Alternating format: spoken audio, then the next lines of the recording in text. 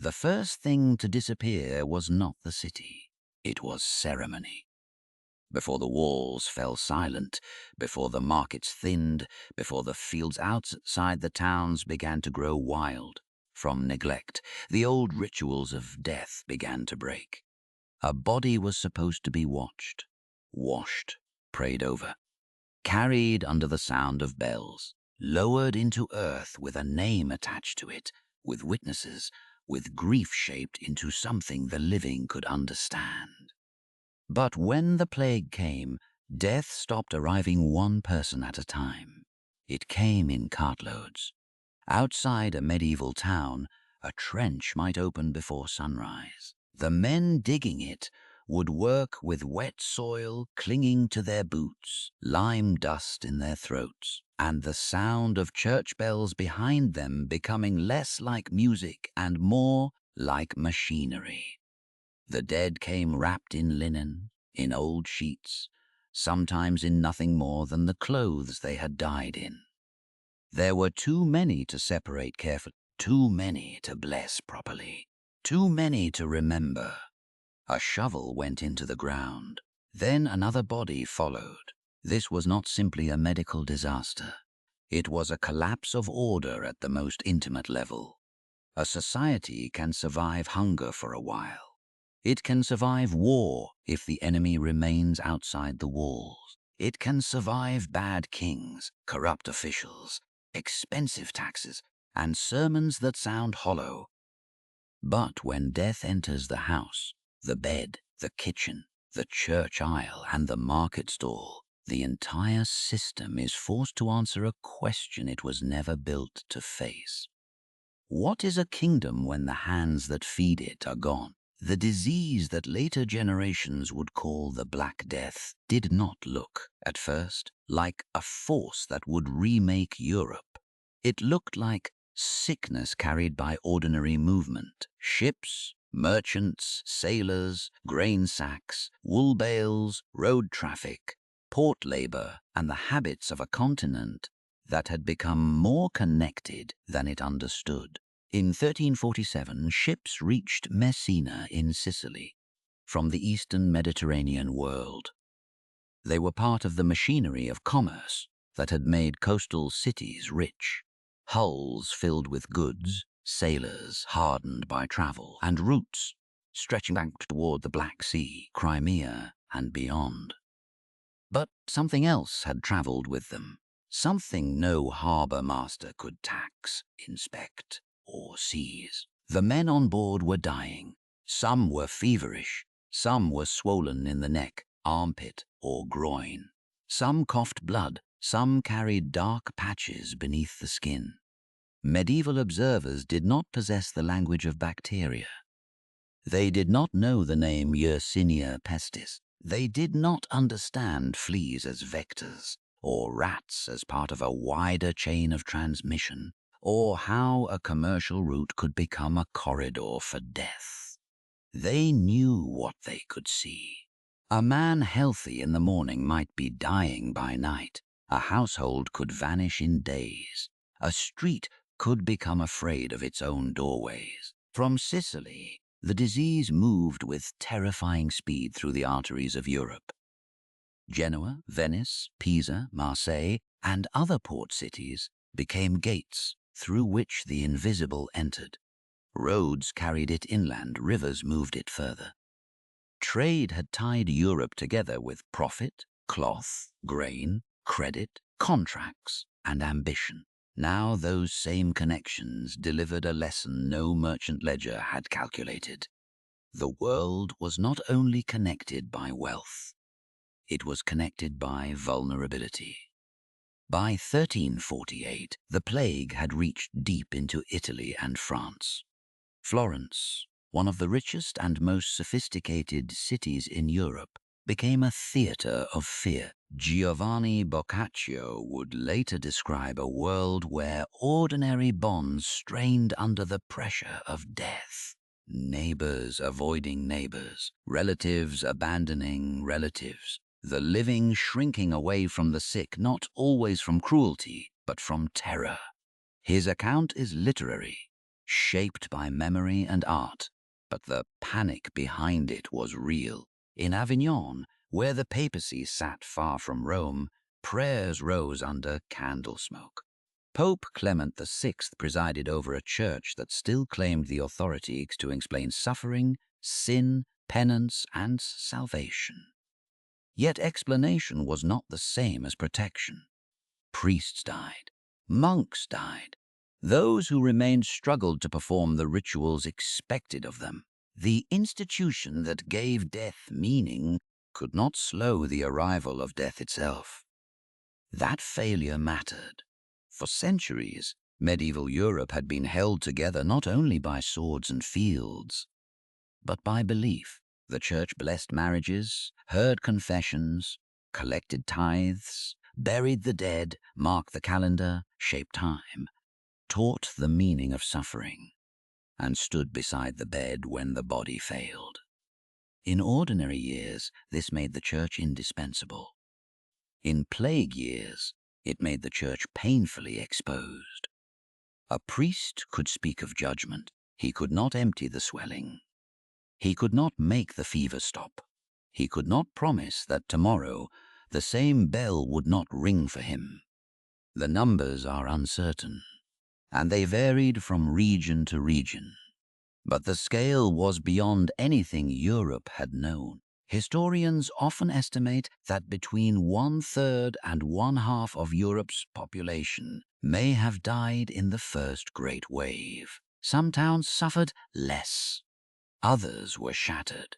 In certain places, the written record itself seems to lose rhythm, as if the hands that kept accounts, copied charters, and registered rents had been removed from the page. The silence was administrative as well as human.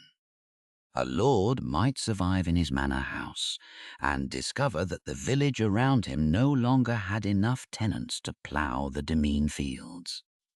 A bishop might survive and find that parishes lacked priests. A merchant might survive and find that the apprentices, porters, and craftsmen who made trade possible had vanished. A king might survive and still face the same wars, debts, and demands for revenue, but with fewer taxpayers beneath him. This is where the Black Death becomes more than horror. If it had only killed, it would still be one of the greatest tragedies in human history. But it did something else. It removed so many people from the bottom of the medieval order that the entire weight of that order shifted. The people who remained were surrounded by graves, but they were also surrounded by empty fields, vacant workshops, unclaimed tools, and lords who suddenly needed them more than before. The land survived. The workers did not. That simple imbalance changed everything. A medieval lord owned land, but land did not harvest itself. A monastery could hold acres, vineyards, barns, and rights written carefully on parchment. But parchment could not swing a scythe. A town council could regulate trade, but regulations could not replace dead porters at the dock or dead bakers at the oven. A king could issue commands, but commands had to pass through human bodies. Clerks, sheriffs, tax collectors, laborers, soldiers, messengers, and bodies were precisely what the plague had taken. For the poor, this was not liberation in any clean or romantic sense. It was grief first. A surviving laborer might have buried a wife, a father, a child, and 2 neighbors before realizing that the manor across the valley was offering higher wages. A young woman might inherit tools from a dead relative and discover that a guild or household needed work done badly enough to bend rules that once seemed fixed. A peasant family might stand in a field where half the village had disappeared and understand, slowly, that the old pressure from above no longer felt as absolute. This was opportunity with mud on its boots, opportunity with mourning clothes still damp from the grave. The rulers saw the danger. They did not describe it as opportunity. They described it as disorder. In England, after the plague struck in 1348 and 1349, the ruling elite faced a reality that frightened them almost as much as the disease itself. Workers wanted higher wages. Laborers could refuse bad terms. Servants could leave one master and seek another. Landlords who had once assumed obedience now had to compete for hands. The response was not gratitude toward the survivors. It was law. The Ordinance of Labourers in 1349, followed by the Statute of Labourers in 1351, tried to force wages back toward pre-plague levels and restrict the movement of workers. On paper, this was presented as the restoration of order. In practice, it was an admission of panic. The English government would not have needed to freeze wages if wages had not been rising. It would not have needed to command labourers to accept old terms if labourers had not found new leverage. The dead had altered the bargaining table, and the living noticed. That is the central paradox of the Black Death. The worst disaster in medieval Europe did not make Europe stronger because death is creative, or because suffering is noble, or because tragedy secretly improves mankind. That would be too neat and too cruel. The plague strengthened parts of Europe in the long run because it broke a demographic arrangement that had kept labor cheap, peasants bound, and ordinary bodies politically invisible.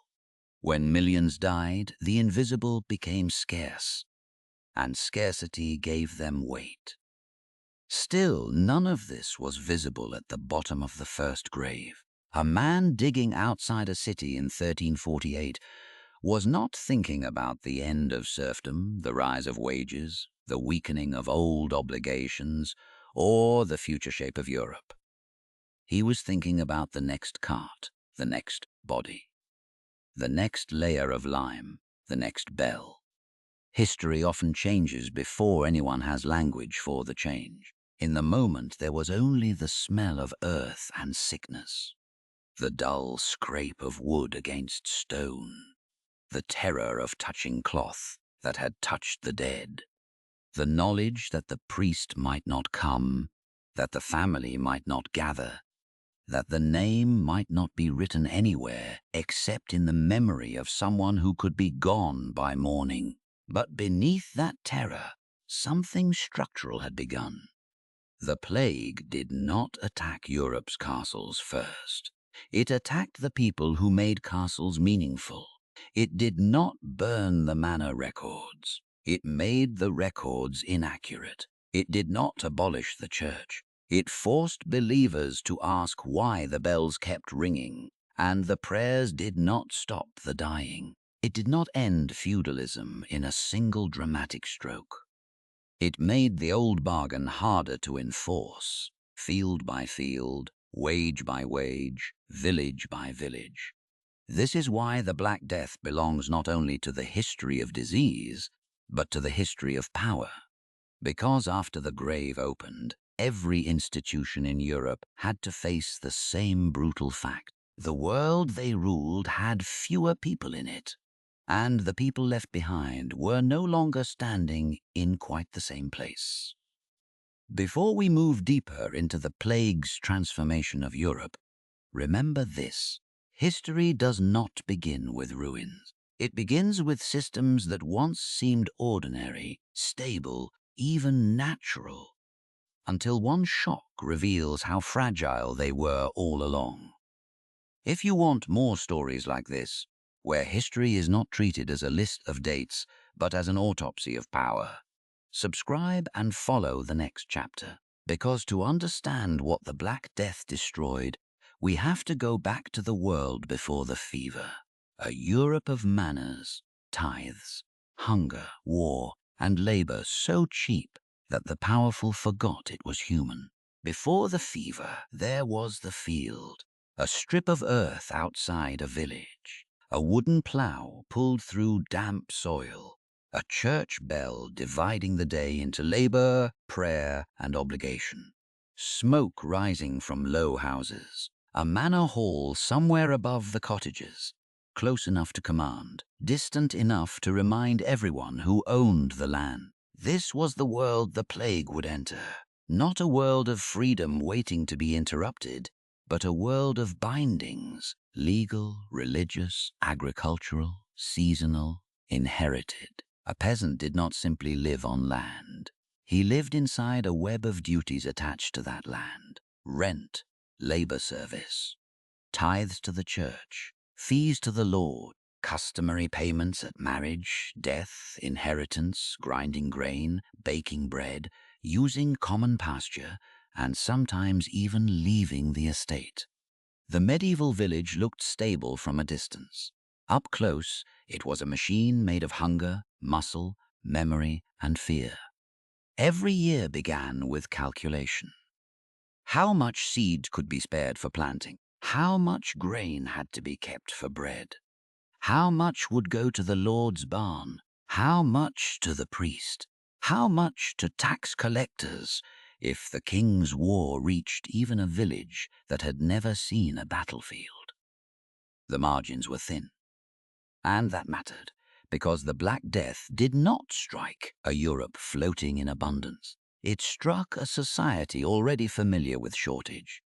Between 1315 and 1317, much of northern Europe endured the Great Famine. Rain came too hard and too often. Fields failed. Grain rotted, animals died or were slaughtered too early.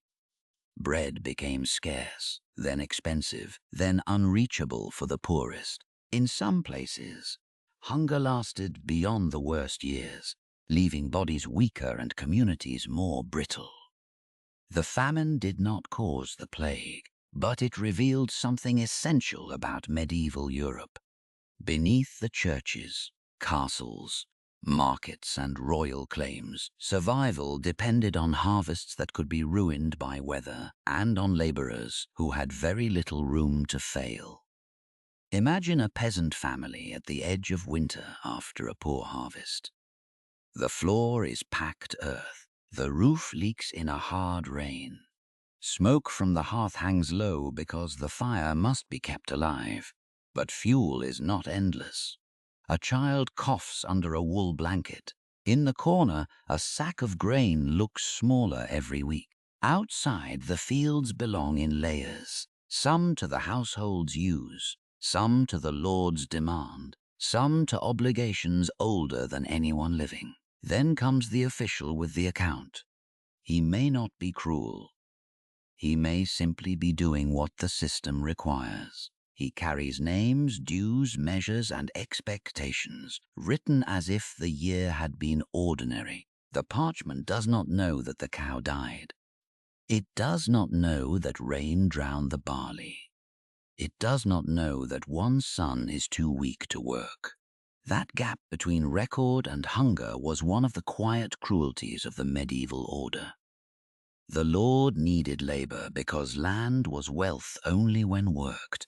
The church needed tithes because salvation had institutions to support. The king needed taxes because war was expensive, and royal authority had to be performed with armies, courts, officers, coinage, and ceremony. Each layer looked upward for revenue and downward for bodies. At the bottom were the people who bent their backs over fields. In much of Western Europe, the manor remained a basic unit of rural power. It was not identical everywhere, and medieval society was never as simple as a diagram. Some peasants were free tenants. Some were villeins or serfs, tied by custom and court to a lord's estate. Some owed labor days on the demesne, the lord's own land. Some paid rent in money or kind. Many lived between legal categories that mattered deeply when a dispute came before a manorial court. But the broad logic was clear. The powerful controlled land. The poor supplied labor. Custom told everyone this was normal. Custom was one of the strongest forces in medieval Europe because it made power feel older than argument. A lord did not need to explain every demand if the demand could be described as traditional. A priest did not need to justify every tithe if the tithe could be linked to spiritual duty. A village did not need written theory to know who had the right to summon, punish, fine, bless, collect, and command. The system taught people where they stood. It also taught them how hard it was to move. Movement was not impossible. Medieval people traveled more than stereotypes suggest. Pilgrims, merchants, soldiers, students, clerks, peddlers, seasonal workers, messengers. Towns could offer escape or opportunity. Markets could pull villagers into wider exchange. But for many rural laborers, especially those bound to manorial obligations, leaving was not simply a personal decision. It could be a legal offense, an economic risk, and a social rupture. A man could dream of better terms somewhere else, but dreams did not cancel obligations written into the soil. The church stood at the center of this world in ways modern eyes can easily underestimate. It was not just a building with a tower.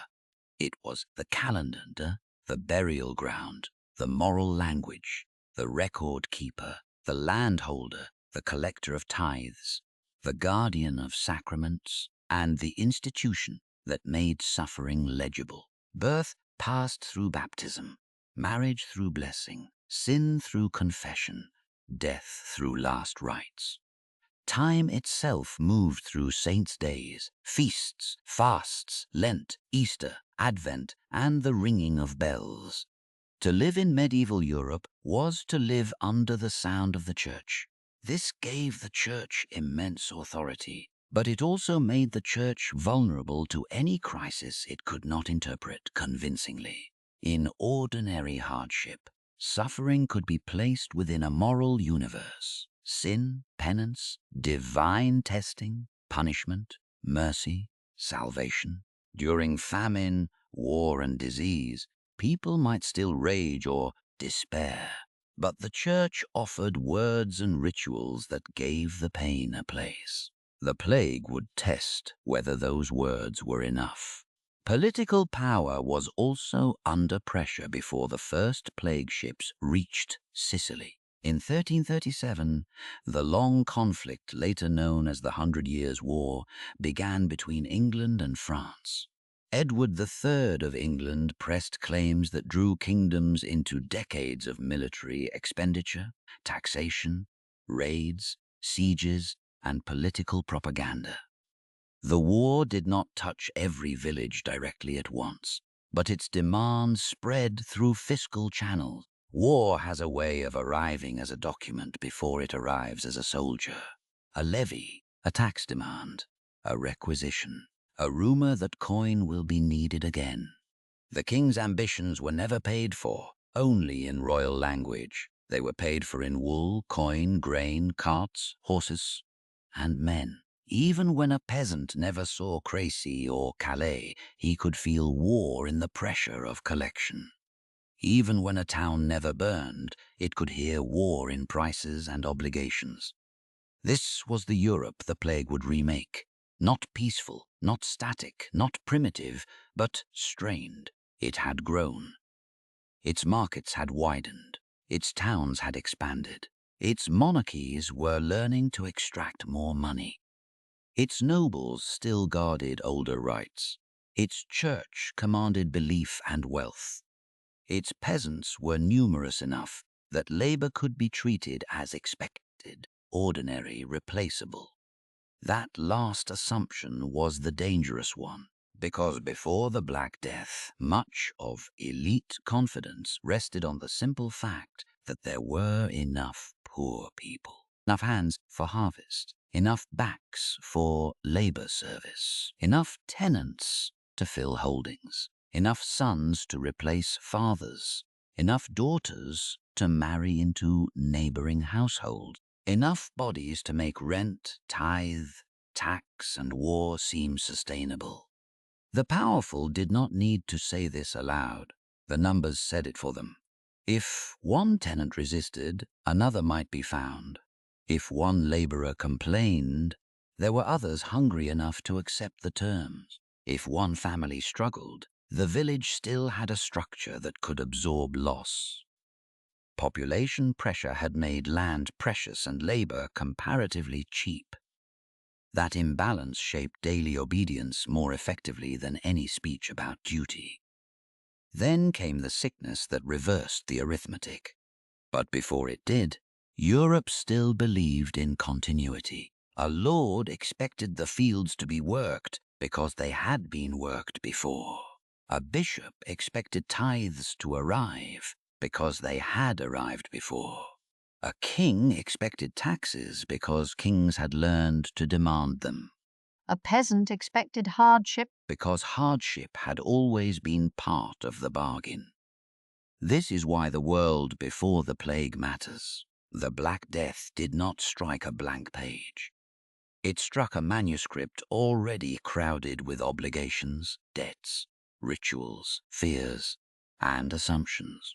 When the disease killed millions, it did not merely remove people from life. It removed them from contracts, harvest schedules, parish rolls, military levies, rents, marriages, inheritances, workshops, and courts. Every death tore a thread. Enough deaths tore the cloth. In one village, the change might first appear as an empty cottage. In another, as a field left untilled. In a monastery, as a missing brother in the choir. In a manor court, as names on a roll that no longer answered when called. In a town, as a locked shop whose owner had left no apprentice trained enough to replace him. The catastrophe was biological. The consequences were social. That is the key to the story. The plague mattered not only because it killed, but because of where those deaths landed inside an already unequal system. A noble death could shake a family. A priest's death could shake a parish.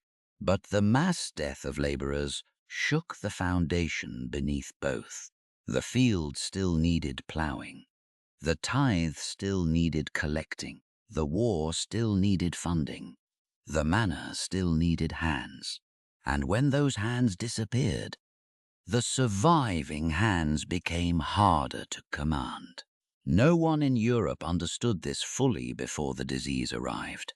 They understood hunger. They understood obligation. They understood sin.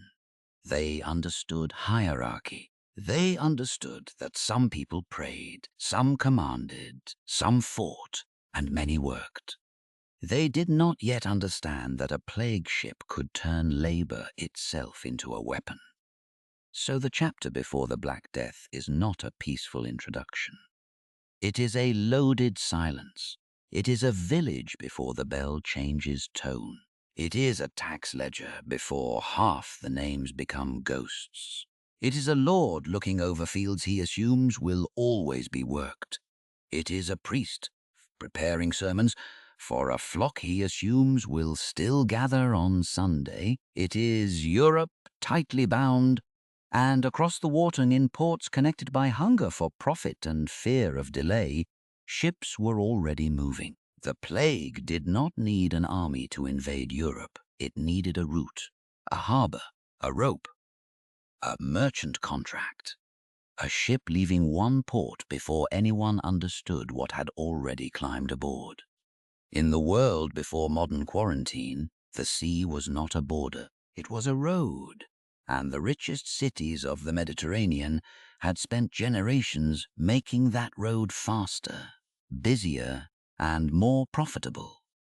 By the middle of the 14th century, Europe was not isolated from the wider world. Its merchants reached eastward through the Mediterranean, into the Black Sea, toward Crimea, Constantinople, the Levant, and the trading networks that connected Europe to Asia. Italian maritime powers such as Genoa and Venice did not merely move goods. They moved risk. They moved wool, silk, spices, grain, wax, slaves, metal, credit, rumors, sailors, rats, fleas, and disease. No one wrote it that way in the ledgers. A merchant saw cargo, a shipmaster saw weather, a port official saw revenues. The men who loaded crates into the hull smelled tar, salt water, old rope, sweat, and grain dust. They heard gulls above the harbor and arguments over payment below the deck. Their world was practical, measured, counted, signed. But the plague did not care about documents. It moved through bodies. Somewhere along the vast corridors of Eurasian exchange, Yersinia pestis found human roots. Historians still debate the exact geographic origin of the pandemic. Central Asia, the Eurasian steppe, regions near the Tian Shan, and other connected zones have all been discussed in modern scholarship. What matters for this story is not a single dramatic birthplace, but the system that allowed a local or regional outbreak to become a continental catastrophe. Disease becomes history when movement gives it scale. The Black Sea was one of the critical spaces where movement, trade, and conflict met. On the Crimean coast stood Kaffa, also called Kaffa, a Genoese trading colony. It was a place built on commercial ambition, a European foothold in a wider Eurasian world. Goods passed through it, people passed through it, so did political tension. In the 1340s, Kaffa was caught in conflict with the forces of the Golden Horde under Khan Janibeg. Later accounts, most famously associated with Gabriel de Mussy, claimed that during the siege of Kaffa, infected corpses were hurled into the city, spreading disease among the defenders. It is one of the most cinematic stories in the history of the Black Death. A medieval army turning the dead into weapons, a biological horror before anyone had a word for biology. But the story must be handled carefully. De Mussy was not necessarily an eyewitness. The account may preserve a real memory of plague during the siege, or it may sharpen a more complicated reality into a scene later readers could understand. Historians still debate how much weight to give it. The image is powerful, but the plague did not need catapulted bodies to reach Europe. It already had something more reliable than siege engines. It had trade. A ship leaving a dangerous port did not need to carry a corpse over the wall. It only needed infected people, infected fleas, rats in the hold, or contaminated chains of contact moving through the crowded world of sailors and dockworkers. War may have accelerated flight. Fear may have driven merchants to sea. But commerce gave the disease its architecture. A merchant trying to escape danger could become the danger. That is the cruel logic of this chapter. Imagine a Genoese vessel in the Black Sea, its deck slick from cold spray. The sailors are not thinking about Europe. They are thinking about wind, food, water, payment, and whether the next port will admit them. Below deck, cargo is packed tight. Grain sacks, textiles, barrels, crates, rope, tools. In the dark spaces where men rarely look closely, animals move, fleas feed. A sailor begins to sweat through his tunic and tells himself it is only exhaustion. By the time the ship reaches another harbor, the voyage has become an incubator. This is not how medieval people understood it. To them, sickness might come from corrupted air, divine anger, astrological influence, imbalance of humors, poisoned wells, or moral disorder. Their explanations were not random stupidity. They were attempts to make sense of a world without germ theory. But the disease was operating in a reality their categories could not reach. That mismatch made the plague terrifying. The visible world offered causes people could argue about. The invisible world had already moved on. In 1347, ships from the east reached Messina in Sicily. The precise details vary across accounts, but the pattern is clear enough. Vessels arrived with dying men aboard, and the port became one of the first major Western European gateways for the catastrophe. Messina was not a meaningless dot on a map. It was part of a living maritime system. A port city existed to receive, unload, trade, resupply, and send ships onward. A port could not easily stop being a port. That was the problem. When the people of Messina saw sickness among the crews, they could try to drive ships away. They could fear the strangers. They could close a gate, refuse a cargo, or force vessels back into the water. But disease did not wait politely for policy. Some sailors had already been ashore. Some goods had already been touched. Some animals had already moved. Some contacts had already happened in the confusion before anyone grasped the scale. The harbour had done what harbours were built to do. It connected. On the docks, a labourer might see only fragments. A man carried from a ship, his skin hot, his breath sour.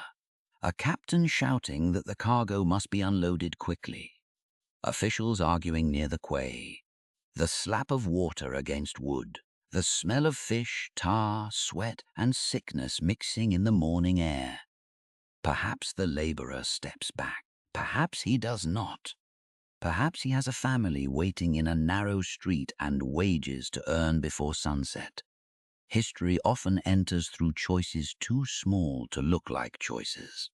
From Messina, the plague followed the logic of movement.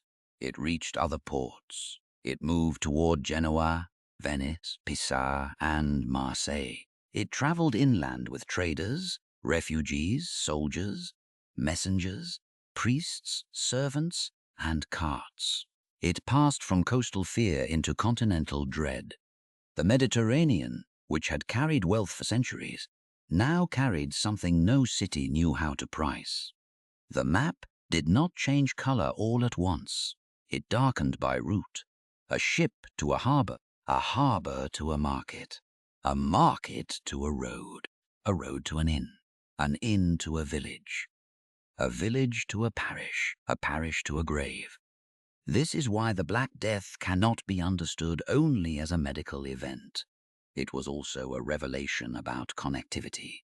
The same networks that made 14th century Europe more commercially alive made it more exposed. Trade created speed. Speed defeated distance. Distance had once protected communities by slowing danger. The plague arrived in a world where distance was beginning to lose that power. A medieval city could build walls against armies. It could not build walls against its own need to trade. Venice, Genoa, and other maritime cities had spent generations mastering the sea as an economic instrument. Their merchants understood profit through timing, arrive before rivals, secure contracts, protect routes, negotiate privileges, maintain warehouses, use credit, move goods faster than political borders could interfere. Delay was expensive. Isolation was dangerous. Closing a port threatened livelihoods, tax revenue, food supply, and political influence. So when disease traveled along these routes, it exploited not only ignorance, but necessity. Cities depended on the very movement that endangered them. This contradiction would haunt Europe again and again. To survive, towns needed grain, trade, labor, and communication. To avoid contagion, they needed separation. Every response carried a cost. Admit ships and risk sickness. Refuse ships and risk shortage. Let people flee and spread the disease. Trap them inside and intensify fear. There was no clean answer, only bad choices arriving faster than institutions could think. By 1348, the plague had reached southern France and moved toward the papal city of Avignon. It pushed through Italy with brutal force. It appeared in Spain. It crossed the Channel to England, likely arriving through southern ports, such as Melcombe Regis, before spreading inland. Every region had its own timing, its own panic, its own dead. But beneath local variation was the same pattern. Movement first, explanation second, control last. The disease always seemed to arrive before understanding. That gave it an almost supernatural quality. A village might hear rumors from a town days away. People dying in numbers no one's believed. A town might hear that a port had closed.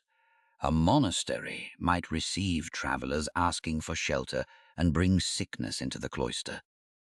Merchants might avoid one route only to carry fear down another. The plague did not need to be everywhere at once. It only needed to convince people that everywhere might be next. Fear became its own weather. The story of the Black Death, therefore, begins not with a single villain, not with one cursed city, not even with one infected ship. It begins with a world that had become connected enough to spread catastrophe faster than it could understand catastrophe. The roads and sea lanes that carried the goods of civilization also carried civilization's exposure. That is the darker side of prosperity. The more Europe traded, the more doors it opened. The more doors it opened, the more it depended on strangers, sailors, animals, markets, letters, contracts, and ports. Wealth required contact. Contact carried danger. And by the time the danger had a name, it was already in the streets. In later centuries, authorities would develop more formal quarantines, health boards, plague regulations, and systems for inspecting movement. Those measures were imperfect, often brutal, and unevenly applied, but they grew from lessons learned in terror. Ports were not just commercial spaces. They were biological frontiers. In 1347, that lesson had barely begun. A ship could still look like opportunity as it entered harbor. A bell could still ring for ordinary business. A dock worker could still reach for a rope without knowing that the rope belonged to a new age of fear. The plague came to Europe along the roads. Europe had built for wealth. That was the first irony. The second was even sharper. The connected world that made the disease unstoppable would also help spread the consequences after it passed. News of labor shortages, movement of workers, legal responses, religious panic, rumors, revolts. All of it would travel through the same nervous system. First came the ships, then came the fever, and when the fever entered the body, medieval Europe discovered that it had no language equal to the enemy inside. The body became a locked room. Inside it, something was moving with terrible speed. Fever rose. Pain gathered under the skin. A swelling appeared in the groin, the armpit, or the neck, hard, tender, frighteningly alive. In some cases, the sickness seemed to burn through the blood itself. In others, breath became the enemy, and a cough could carry death across a room. Medieval Europe could see the symptoms. It could not see the cause. There were no microscopes, no germ theory, no knowledge of Yersinia pestis as a bacterium, no understanding of the full relationship between fleas, rats, human movement, and infection. The world of 14th century medicine was not empty of thought, and it was not simply foolish. Physicians inherited centuries of Greek, Roman, Arabic, and scholastic learning. They had systems, they had books, they had categories.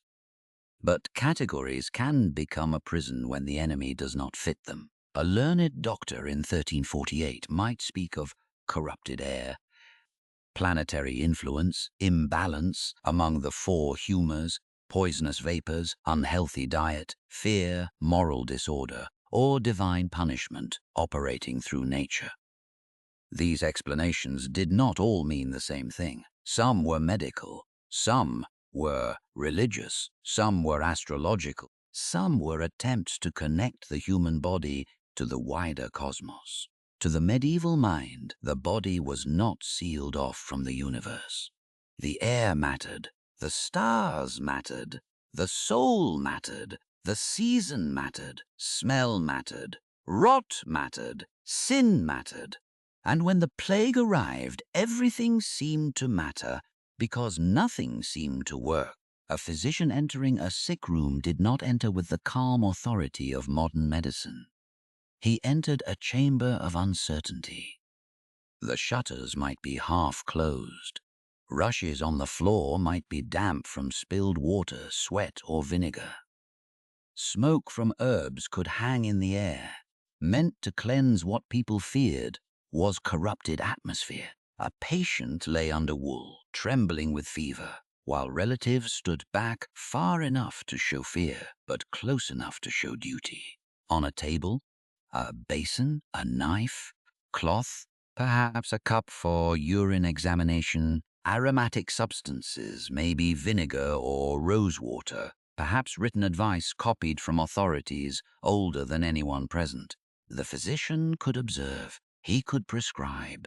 He could not command the disease to stop. That helplessness is one reason the Black Death felt apocalyptic.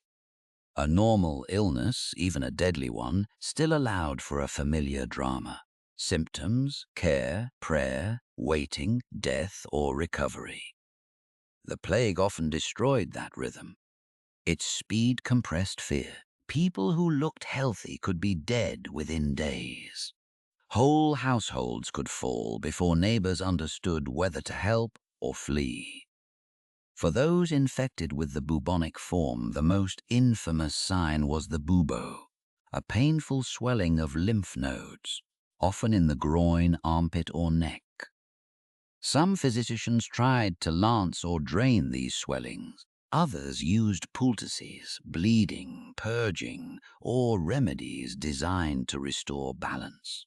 If the disease entered the lungs and spread in pneumonic form, it could move from person to person with frightening directness. If it became septicemic, the body could darken as blood and tissue were overwhelmed. The names are modern. The terror was not. People saw blackened skin, fever, delirium, vomiting, pain, and sudden death. They did not need laboratory language to know that something unnatural had entered the ordinary world.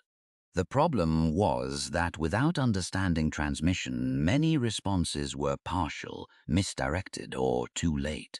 Some advice made a kind of practical sense. Avoid foul air, burn aromatic woods, keep distance from the sick, flee crowded places, clean or fumigate rooms, control movement, bury the dead quickly. Even when the theory was wrong, a few behaviors might reduce exposure by accident.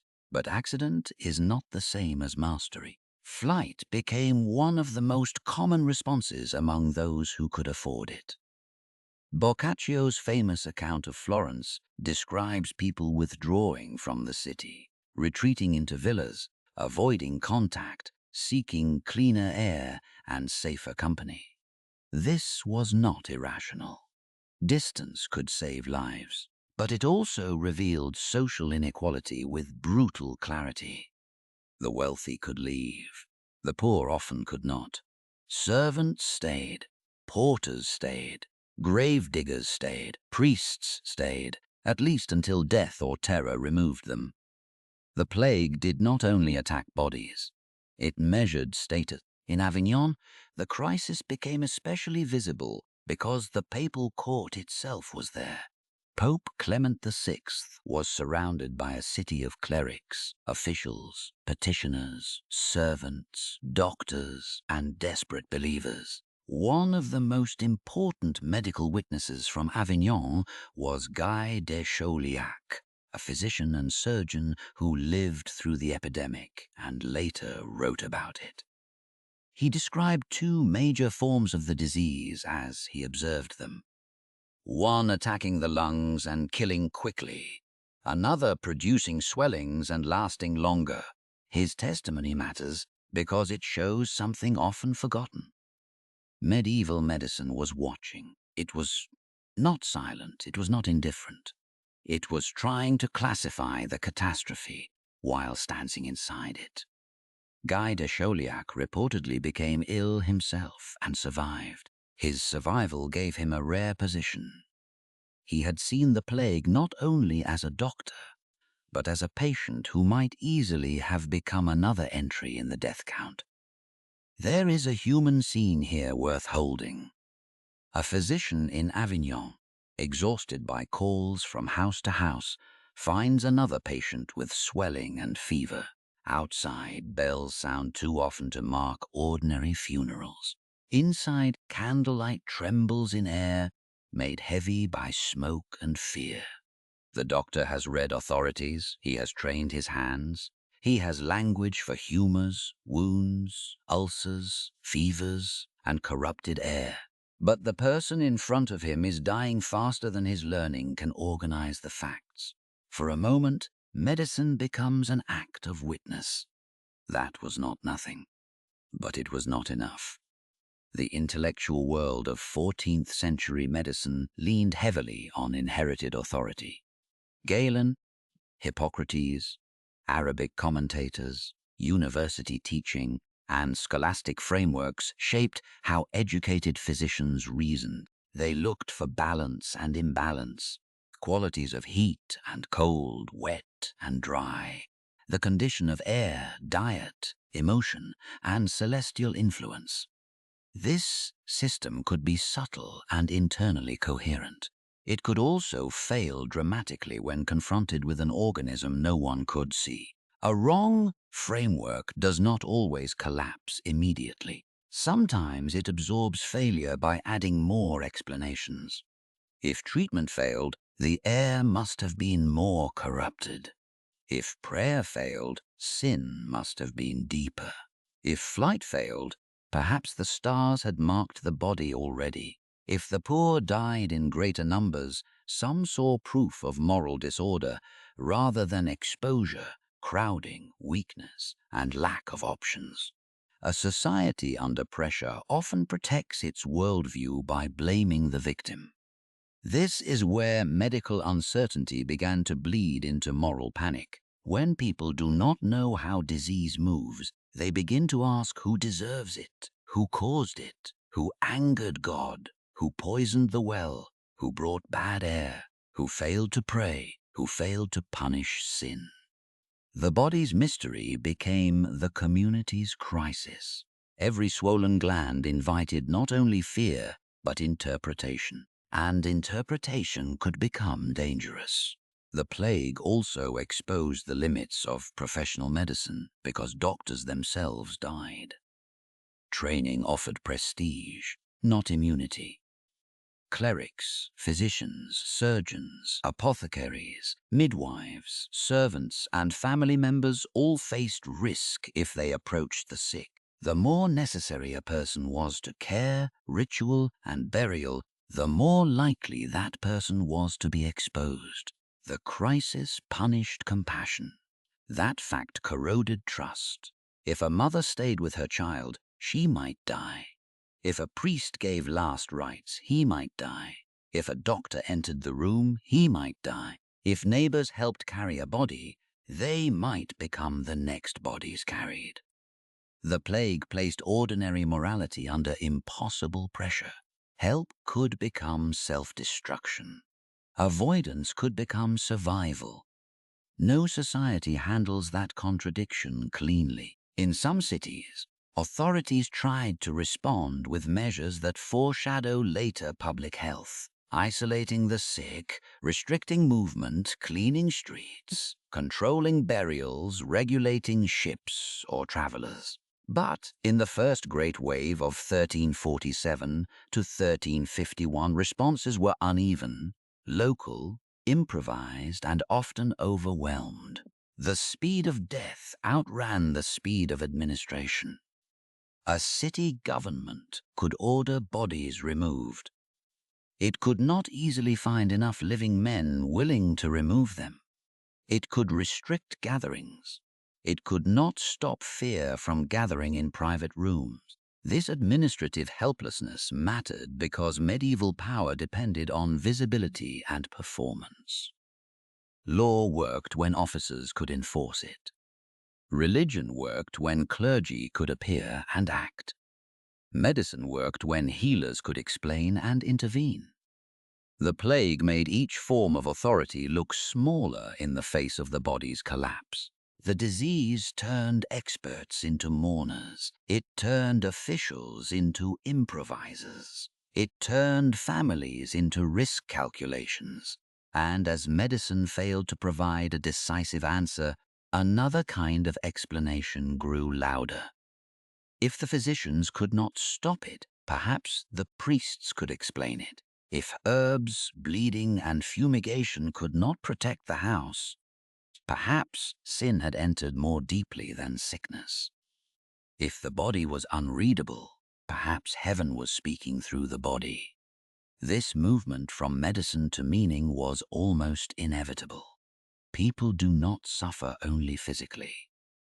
They suffer narratively. They need to know why the pain has come, whether it has a purpose, whether it can be deserved, whether it can be escaped, whether someone is guilty. The more medicine struggled, the more society searched for moral language strong enough to contain the disaster. But moral language has its own dangers. It can comfort.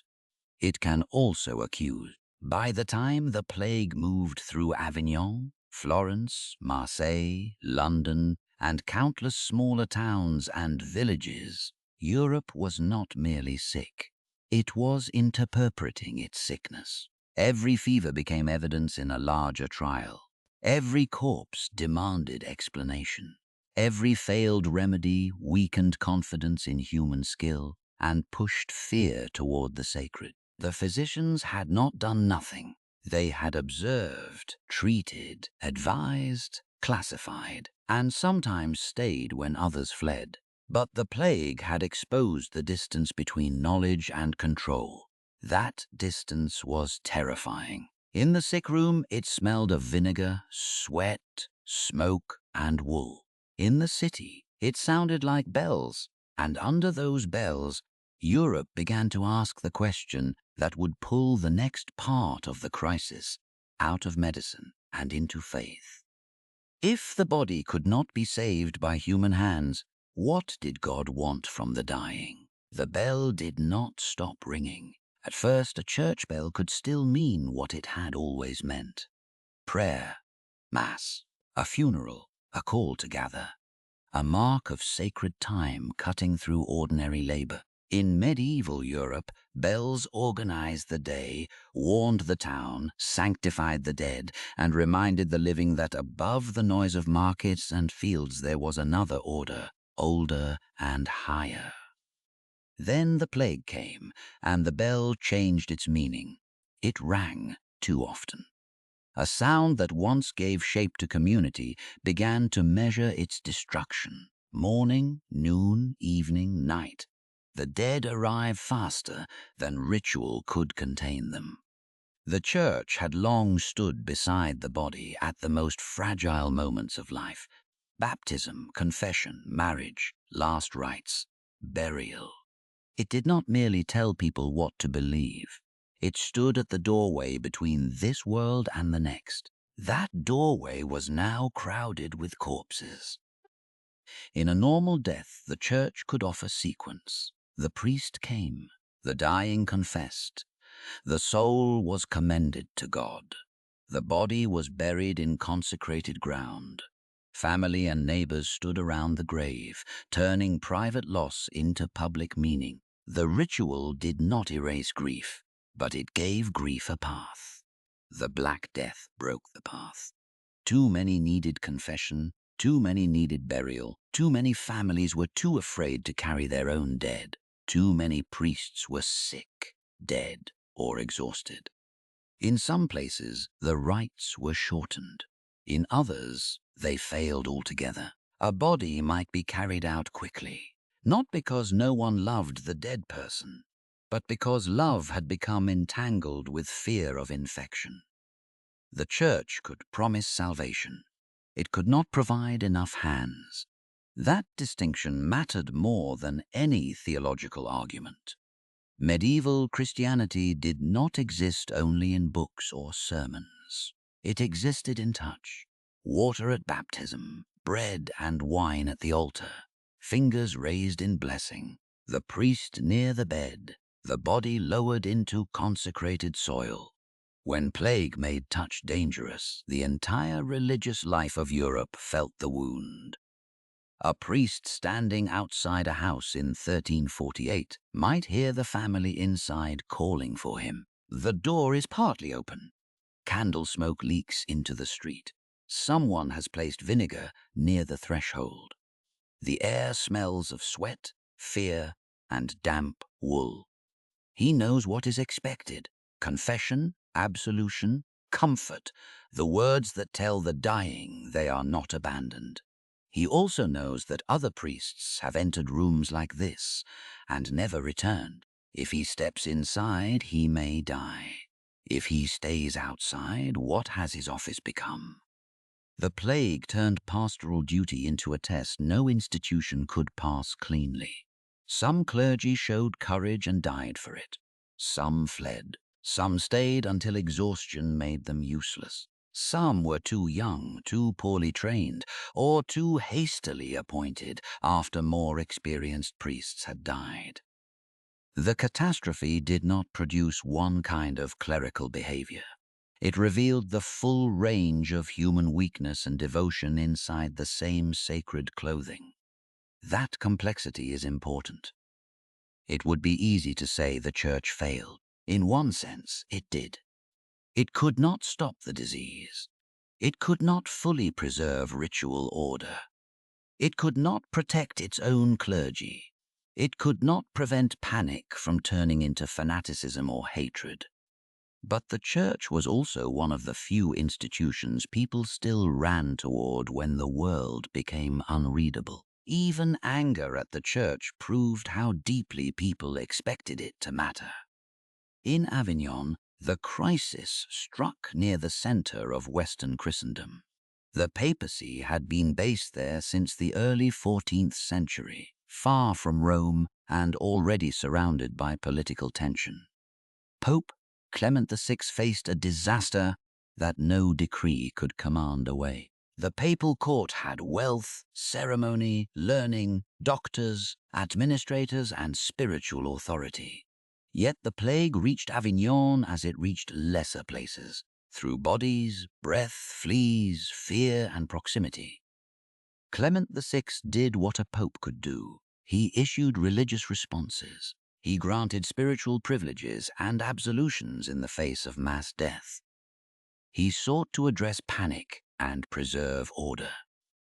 He also condemned accusations that Jews had caused the plague by poisoning wells, an issue that would become more violent as fear spread through Europe. But even a pope could not make the dying stop. This was the humiliation at the heart of the religious crisis. Medieval people did not necessarily expect life to be safe. They knew famine, infant death, war, wasp, childbirth, danger, infection, hunger, and sudden violence. Christianity had never promised a painless world. It promised meaning, judgment, mercy, and a path through suffering. The plague did something more frightening than cause suffering. It made suffering look ungovernable. If the righteous died beside the sinful, if priests died while blessing the sick, if monasteries emptied, if children died before they could understand confession, if whole households vanished after prayers had been said, then what exactly was God revealing? Was this punishment a test? The end of days? A sign of corruption? A warning? A mystery no human mind could bear? The answers multiplied because certainty collapsed. Some people turned toward deeper devotion. They gave money for masses. They wrote wills. They sought confession. They endowed churches, chapels, and charitable acts in the hope that spiritual preparation could meet a death no medicine could delay. Fear did not always weaken religion. Often, it intensified it. But intensified faith can move in dangerous directions. Across parts of Europe, processions appeared. Men and women gathered in public acts of penance, walking through streets, chanting, praying, begging for mercy. In some places, the desire to repent became theatrical, physical, and violent. Flagellant movements, especially in the German lands and surrounding regions, turned suffering into spectacle. Groups moved from town to town, whipping themselves in public as a form of penance, trying to answer mass death with mass humiliation before God. To a frightened crowd, such men could look like proof that someone was finally taking the disaster seriously. To church authorities, they could look like a threat, because if ordinary people could organize their own public rituals of salvation, if charisma and pain could draw crowds more powerfully than bishops, then religious authority itself was at risk of slipping out of official hands. The church had to manage not only grief, but competition over the meaning of grief. A procession might begin as prayer. It could become accusation. Who had sinned? Who was impure? Who had angered heaven? Who was refusing penance? Who stood outside the suffering community and therefore could be blamed for its suffering? The plague did not invent these questions, but it made them urgent. Inside a parish, the damage was more intimate. Priests were not abstract representatives of theology. They knew names, they knew marriages, disputes, debts, births, scandals, confessions, and burials. When one died, a village did not lose only a ritual specialist. It lost a keeper of memory. If many died, the church had to replace them quickly, sometimes with men less prepared for the office. That lowered confidence over time. A parishioner who had grown up under one priest might now find a stranger at the altar, younger, nervous, perhaps educated enough to perform the rite, but not experienced enough to carry the community's grief. The words remained the same. The voice had changed. Continuity had been wounded. Monasteries also suffered. A monastery was supposed to represent discipline, prayer, learning, and withdrawal from worldly disorder. But plague entered cloisters too. It moved through dormitories, refectories, infirmaries, scriptoria, chapels. The walls that marked a sacred community did not make that community biologically separate from the world outside. A monk copying a manuscript might hear coughing from the infirmary and the bell for another brother. Ink dries on the page, wax drips near the desk. The rhythm of prayer continues, because that is what the monastery exists to do. Yet each missing voice in the choir changes the sound of the office. The sacred routine survives, but thinner, more fragile, less confident.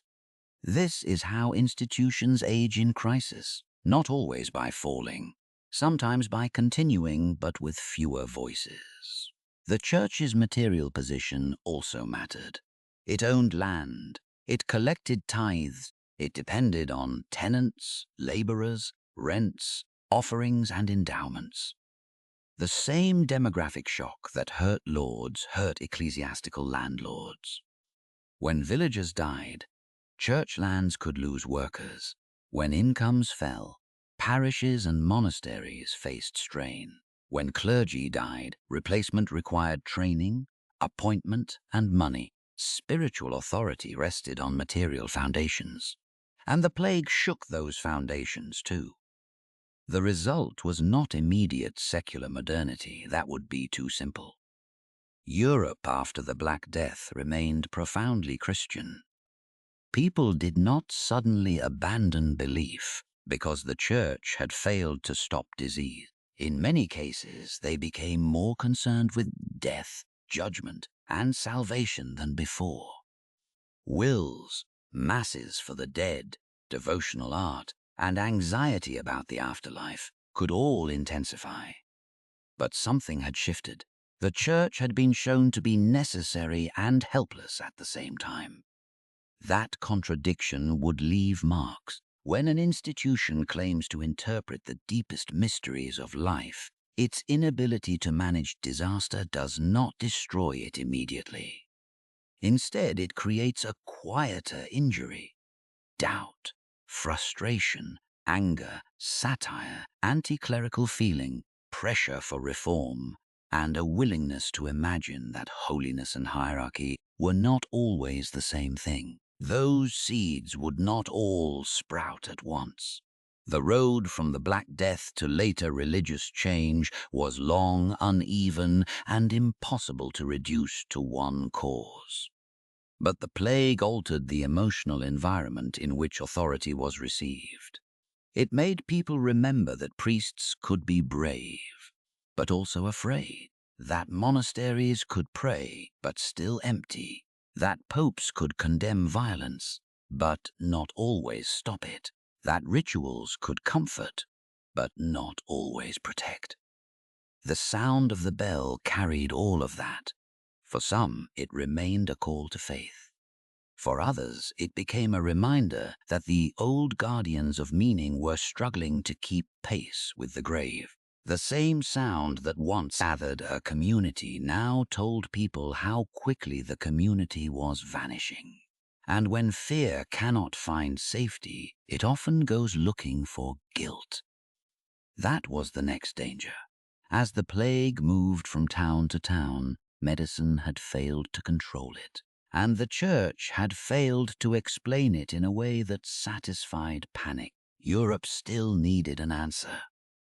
Not a careful answer, not a true answer, a usable one.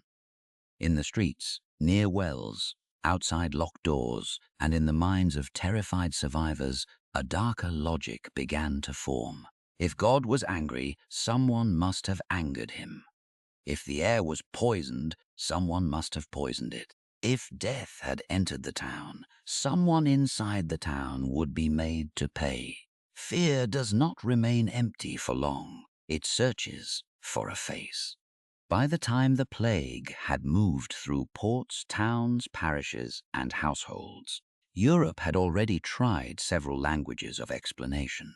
Physicians spoke of corrupted air, imbalance, and celestial influence. Priests spoke of sin, punishment, penance, and divine mystery. City officials tried to manage bodies, movement, and burial. Families tried to decide whether duty meant staying with the sick or running before the fever reached them. But none of it stopped the dead from multiplying. And when an explanation fails to protect people, people often begin looking for an enemy. The search was not calm. It did not unfold in lecture halls or carefully written treatises. It moved through markets, wells, taverns, churchyards, narrow streets, and town gates. It traveled as rumor travels, faster than evidence, easier to remember than uncertainty, more emotionally satisfying than the truth. Someone had done this. Someone had poisoned the water. Someone had betrayed the town from within. One of the darkest consequences of the Black Death was the wave of violence against Jewish communities in parts of Europe. The accusation was often poison. Jews, it was claimed, had contaminated wells or springs to kill Christians. The charge was false, but it did not need truth to become powerful. It needed fear. It needed social tension.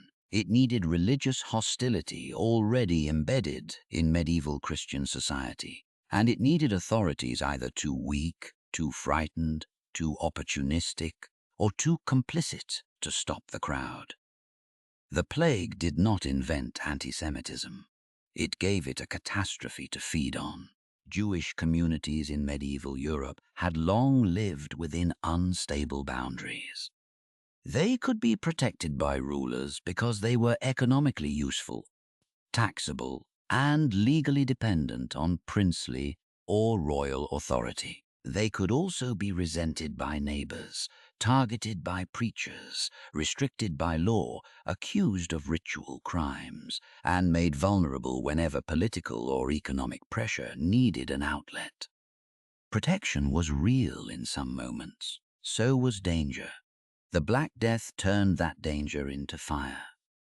In town after town, rumor attached itself to water. Wells mattered because water was intimate. Everyone needed it.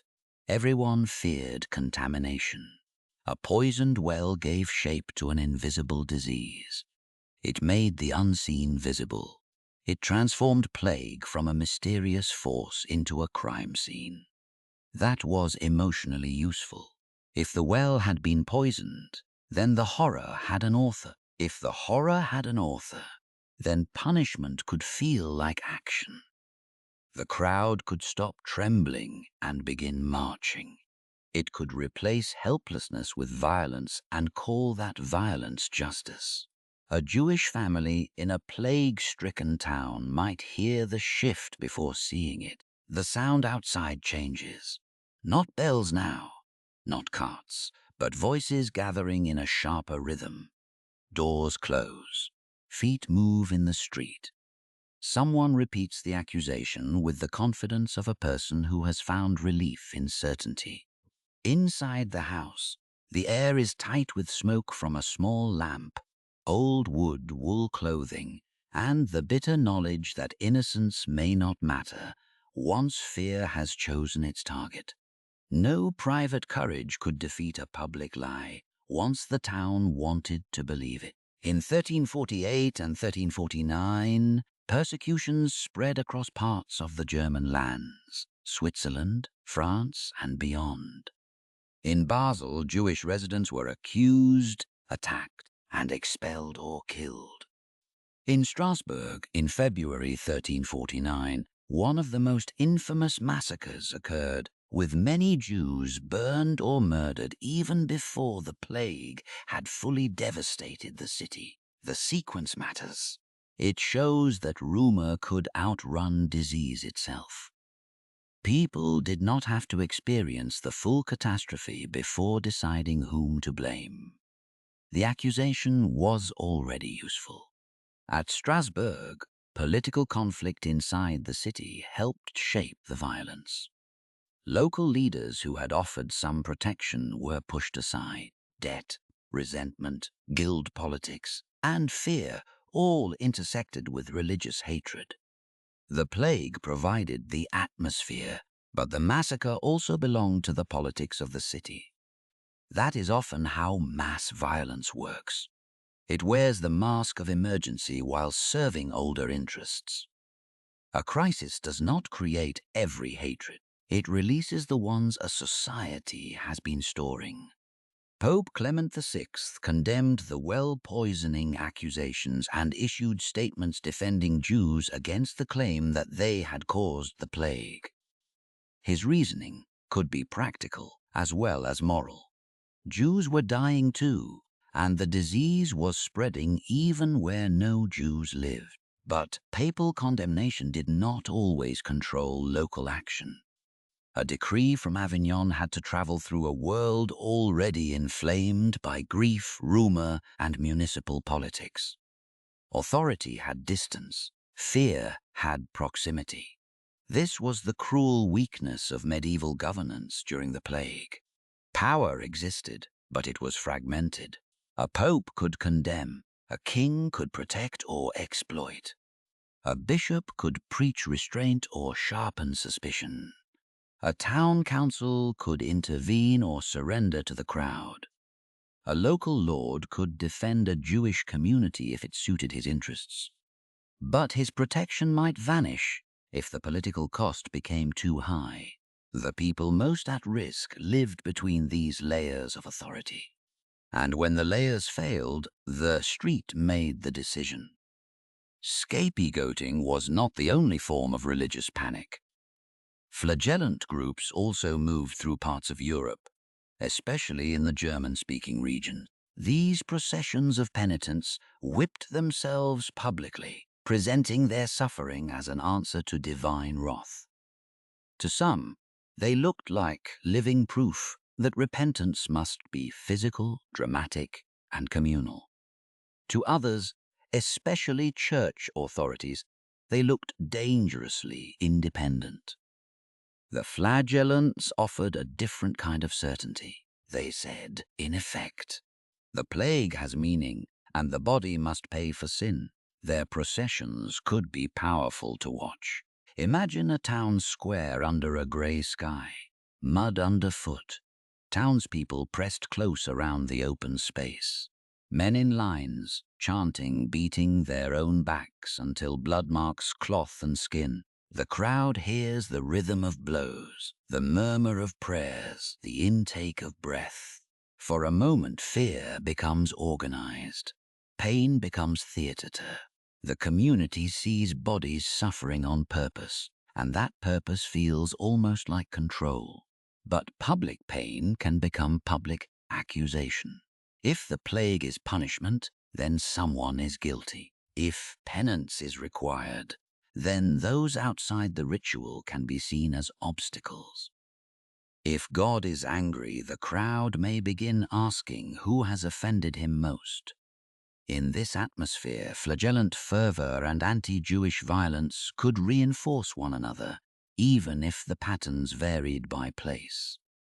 Religious emotion had slipped beyond official management. That frightened the church too. The hierarchy of the church depended on ordered ritual. Priests, bishops, sacraments, doctrine, confession, penance under supervision. Flagellant movements threatened that order because they implied that direct collective suffering might have spiritual power outside clerical control. In 1349, Clement VI condemned unauthorized flagellant movements, trying to pull religious response back under institutional authority. But condemnation was easier than restoration. By then, the plague had shown ordinary people how thin the barrier could be between faith and frenzy. The search for blame also changed the moral atmosphere of towns. A community under plague did not simply divide into sick and healthy. It divided into trusted and suspected, insiders and outsiders, those whose suffering counted as shared tragedy and those whose suffering could be reclassified as guilt. This is the anatomy of scapegoating. First, uncertainty becomes unbearable. Then rumor supplies a pattern. Then fear chooses a target. Then violence offers itself as relief. Afterward, survivors call it necessity, justice, purification, defense, or obedience to God. The language changes. The dead remain. The danger for a documentary like this is to treat these persecutions as a side episode, a grim footnote before returning to wages and labor. They were not a footnote to the people who died. They reveal one of the central truths of the Black Death. The plague did not only test institutions. It tested the moral imagination of society. Some people cared for neighbors. Some buried strangers. Some risked their lives for family, parish, patience, or duty. Others found in disaster an excuse to destroy those already made vulnerable. Both responses belong to the same Europe. The same bell could call people to prayer and announce a crowd gathering against the innocent. The same town that feared death could manufacture more death. The same religious culture that taught charity could also carry inherited hatreds into the street. This contradiction must be held without softening it. The Black Death did not make human beings suddenly cruel. It placed cruelty under pressure and gave it permission to speak loudly. It also exposed the limits of truth when truth had no emotional advantage. "The disease spreads naturally" was not a sentence most people could understand in 1348. The well was poisoned was simple, visual, and actionable. A false answer can be stronger than uncertainty when people are desperate. That is why the persecution spread, and yet blame could not save anyone. Killing neighbors did not stop the fleas. Burning communities did not cleanse the air. Driving people out did not restore the dead. Towns that murdered Jews still suffered plague. Places without Jews suffered plague. Clerics died. Nobles died. Children died. The disease moved through the logic of biology, not accusation. Reality ignored the story people told about it. Eventually, even panic had to face that. The grave kept opening. By the early 1350s, the first great wave of the Black Death had begun to recede in many places, though the disease would return repeatedly in later generations. The persecutions left wounds that cannot be measured only in numbers. They destroyed communities, deepened divisions, transferred property, erased lives, and showed how quickly fear could turn law, faith, and neighborly order into instruments of violence. But as the fever diminished, another kind of reckoning began. The dead had been blamed. The innocent had been attacked. The priests had prayed. The doctors had argued. The flagellants had marched. The rulers had watched their towns strain under terror. And still, the most practical problem remained. Who would work the fields now, after the rumors faded and the fires burned down? Europe stood before a material fact that no accusation could explain away. The lands were still there. The barns were still there. The manors were still there. The churches were still there. But the people needed to make them function had vanished in numbers no lord could ignore. The search for someone to blame had failed to restore the old world. Now the survivors would begin to discover just how much that world needed them. The field did not mourn. It simply waited. After the first great wave of death passed through a village, the earth was still there. Dark, wet, stubborn, indifferent. The strips of ploughed land still followed their old lines. The hedges still marked boundaries. The manor house still stood beyond the cottages. The church still watched from the center of the settlement, even if its graveyard had swollen beyond memory. But the people who made the field useful were gone. A lord could look from his hall across the same acres his family had controlled for generations and see something more frightening than ruin. He could see continuity without function. Land remained on the map. Rights remained in the records. The court rolls still contained obligations. The rents were still written. The customs were still remembered. But parchment did not harvest wheat. The Black Death had done something no peasant revolt, no royal decree, and no sermon had managed to do on such a scale.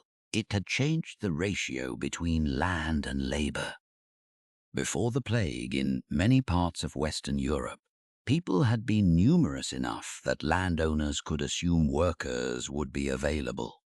After the plague, that assumption became dangerous. The dead had not merely left grief behind. They had left bargaining power. For centuries, rural society had depended on the simple fact that most people needed access to land more than landowners needed any single person. That imbalance made obedience practical. A hungry family could not easily reject bad terms if another tenant could be found. A laborer could not easily demand higher wages if plenty of others were waiting.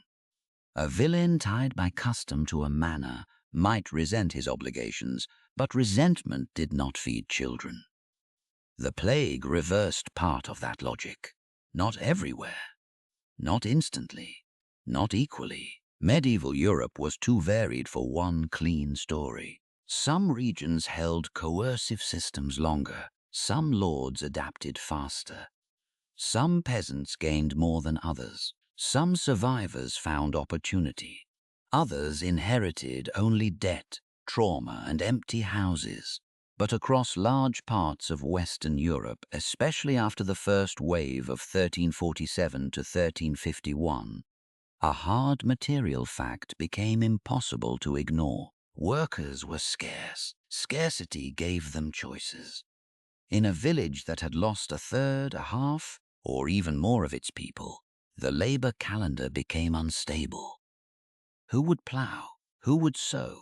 Who would reap before the crop spoiled? Who would repair fences, tend animals, cart grain, cart hay, clean ditches, thresh wheat, brew ale, bake bread, serve in the Lord's household, and pay the rents that supported the manor?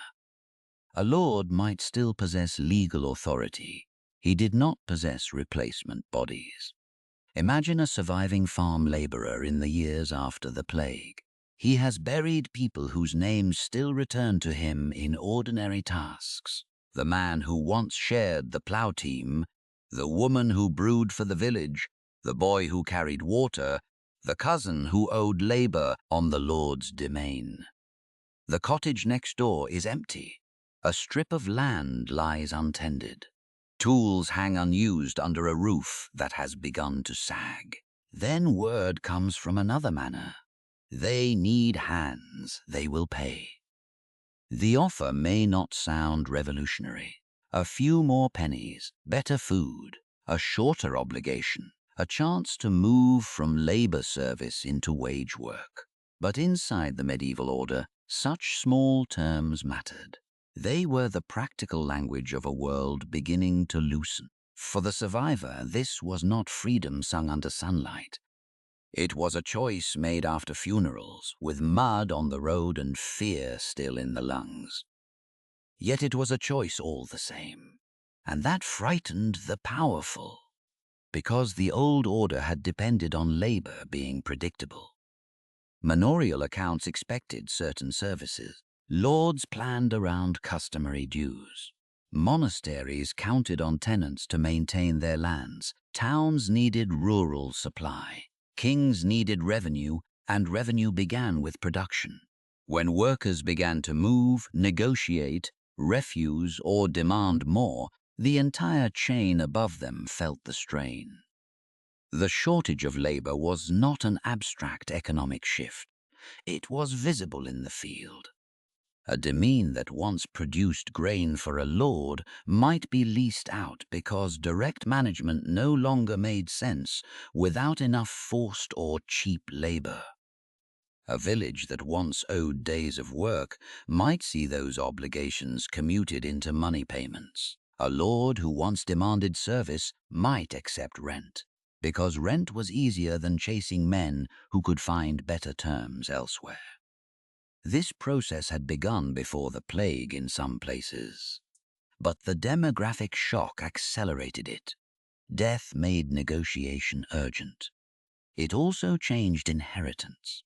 When entire families died or lines of heirs broke, property could pass in unexpected ways. Survivors might accumulate land, tools, animals, houses, or movable goods. A person who had once expected little might suddenly find that the death of relatives, neighbors, or rivals had opened space in the social order. That space came soaked in grief, but it was real. A young widow might inherit a tenancy and become more difficult for the manor to ignore. A surviving son might hold more land than his father had expected. A laborer might own tools from the dead and hire himself out at a higher price. An apprentice might find that a workshop suddenly needed him sooner than custom would have allowed. The plague narrowed the population. It widened certain possibilities. This is the cruelty of the transformation. It did not reward virtue. It did not choose the deserving. It did not create justice from compassion. It created leverage through absence. The same grave that stole a family could make the last survivor harder to command. For landlords, the consequences were alarming. Land without labor lost value. A lord's wealth might be written as acres, rights, and rents. But those things depended on living communities. If tenants died, fled, or demanded new terms, income fell. If wages rose, costs rose. If labor services became harder to enforce, the lord had to adapt or watch fields go underused. Some adapted pragmatically. Others tried to force the old world back into place. But before law entered the story, economics had already changed it. A hired worker could now compare offers. A servant could leave in search of better conditions. A tenant could resist heavier demands with more confidence if labor was scarce nearby. Even when authorities denounced such behavior as greed or disorder, their anger revealed the same truth. The poor had become harder to replace. In town and countryside alike, wages rose in many areas after the plague. The pattern varied by region and occupation, and inflation complicates the picture. But the broad pressure is clear. When the supply of labor fell, those who survived could demand more. The man who once bowed under necessity could now ask what his work was worth. That question was dangerous, not because it was philosophical, but because it was practical. If a reaper could earn more in one village than another, why stay? If a servant could demand better food or pay, why accept old terms? If a tenant could bargain down obligations on underpopulated land, why submit without negotiation? If workers learned that scarcity made them valuable, then obedience had to be purchased more often than assumed. Medieval society was not built to like that lesson. It had moral language ready for resistance. Laborers seeking higher wages could be condemned as greedy. Servants leaving masters could be called disobedient. Peasants moving without permission could be treated as threats to order. The upper classes saw not a market correction, but a social inversion. To them, the world after the plague looked morally upside down. To the workers, it may have looked, for the first time, negotiable. That difference in perception would shape the next decades. Inside the manor court, the tension became legible. Names were called. Some did not answer because they were dead. Others did not answer because they had gone elsewhere. Fines might be imposed, obligations repeated, customs invoked. But a custom requires people who can be compelled to obey it. After the Black Death, compulsions still existed, but it had to work harder. The manorial record had become a map of absence. This was true for ecclesiastical landlords as well. Monasteries and bishoprics were not outside the economy. They held lands, collected rents, managed tenants, hired workers, and depended on agricultural production. A monastery could pray over the dead and still worry about who would harvest its fields. Spiritual institutions faced material shortages like everyone else. Death did not respect sacred property. It made even holy land require labor. The plague also changed the emotional relation between ordinary people and authority. Before, hardship could feel inevitable because alternatives seemed rare. After, alternatives appeared in the gaps left by the dead. A person who survived might not describe himself as powerful. He might not think in terms of class, rights, or revolution. But he could feel the difference between being easily dismissed and being needed. Need changes posture.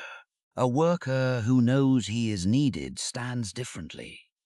A lord who knows he needs him speaks differently, even if the words are angry. This was the beginning of the post-plague struggle. Not a clean uprising yet, not a sudden end of feudalism, not a modern labor movement. Something rougher and older, A contest over bodies, wages, movement, and obligation. Who owned a person's time? Who could set the price of work? Could a servant leave? Could a laborer refuse? Could a lord punish a man for seeking better terms in a world emptied by disease? These were not abstract questions. They were fought over in fields, markets, courtrooms, taverns, roads, barns, and village lanes.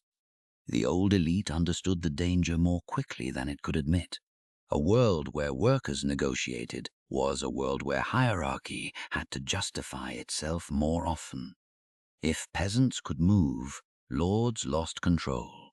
If wages rose, rents and profits suffered. If obligations could be commuted, the personal bond between lord and tenant weakened. If landowners had to compete for labor, then the foundation of rural dominance had shifted. The grave had created a labor market with teeth. That did not mean the poor were safe. Power did not vanish. Lords still held courts. Kings still had officers. Nobles still had violence. The church still had authority. Poverty still constrained choices.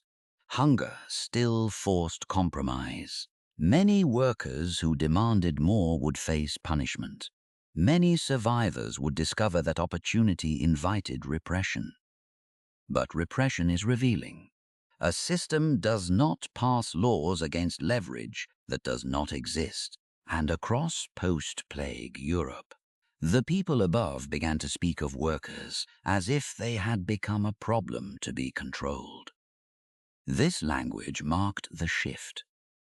The poor were no longer only dependents to be managed through custom. They were economic actors whose choices threatened the incomes of their superiors. That was new enough to frighten parliaments. In England, the fear would soon become explicit. The government would try to freeze wages, restrict movement, and force survivors back into the terms of a dead world. The Ordinance of Labourers in 1349 and the Statute of Labourers in 1351 would not be written in the language of panic, but panic sat beneath them. The rulers had seen the same fields. They had counted the same missing tenants. They had heard the same wage demand. And they understood that if they did nothing, the Black Death might accomplish what generations of resentment had not. It might make ordinary workers too valuable to command cheaply. So the next battle after the plague would not be fought first with swords. It would be fought with parchment. A sealed law, a wage limit, a command that the living accept the price of labor from before the dead filled the graves. But once a worker has discovered his scarcity, can a statute make him forget it? The answer came on parchment. Not as a confession, not as an apology, not as an admission that the old order had depended on cheap bodies and had now lost too many of them. It came as a command. After the plague, the English ruling elite looked at the countryside and saw disorder. They saw labourers demanding higher wages, servants leaving masters, tenants seeking better terms. Harvests threatened because men and women could now choose between employers. The powerful did not describe this as bargaining. They described it as arrogance, idleness, greed, and rebellion against the proper shape of society. So they reached for the instrument rulers always reach for when reality becomes too expensive. They wrote a law. In 1349, under King Edward III, the Ordinance of Labourers attempted to force workers to accept wages at the levels that had existed before the plague. 2 years later, in 1351, the Statute of Labourers gave this policy sharper legal form. It restricted wage increases, tried to compel able-bodied people to work, punished those who refused employment, and targeted laborers who moved in search of better terms. On paper, the law looked like restoration. In practice, It was a struggle against mathematics. Too many people had died. Too many fields needed hands. Too many landlords, monasteries, town households, and employers were competing for too few workers.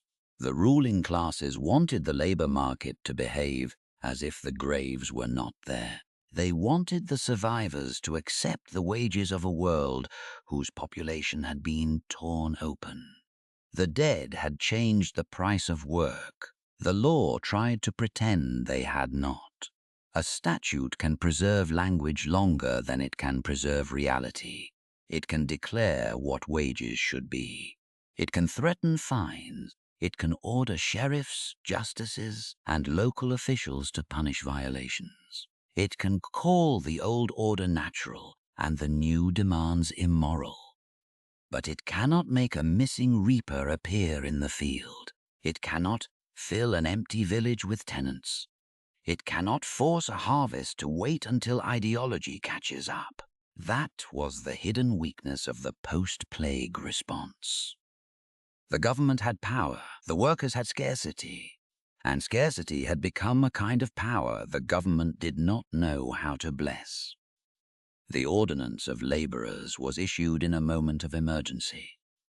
England had been hit hard by the plague in 1348 and 1349. The kingdom was also entangled in the 100 Years' War, which demanded money, manpower, logistics, and political stability. Edward III could not afford a countryside where labour costs rose uncontrollably and production faltered. The King's War needed wool, taxes, food, transport, and administrative obedience. A sick kingdom was still expected to fund royal ambition.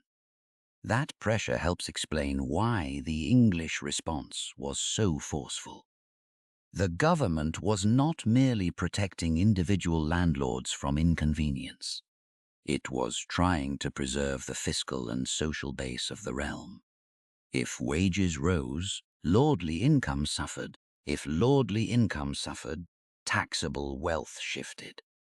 If laborers moved freely, local control weakened.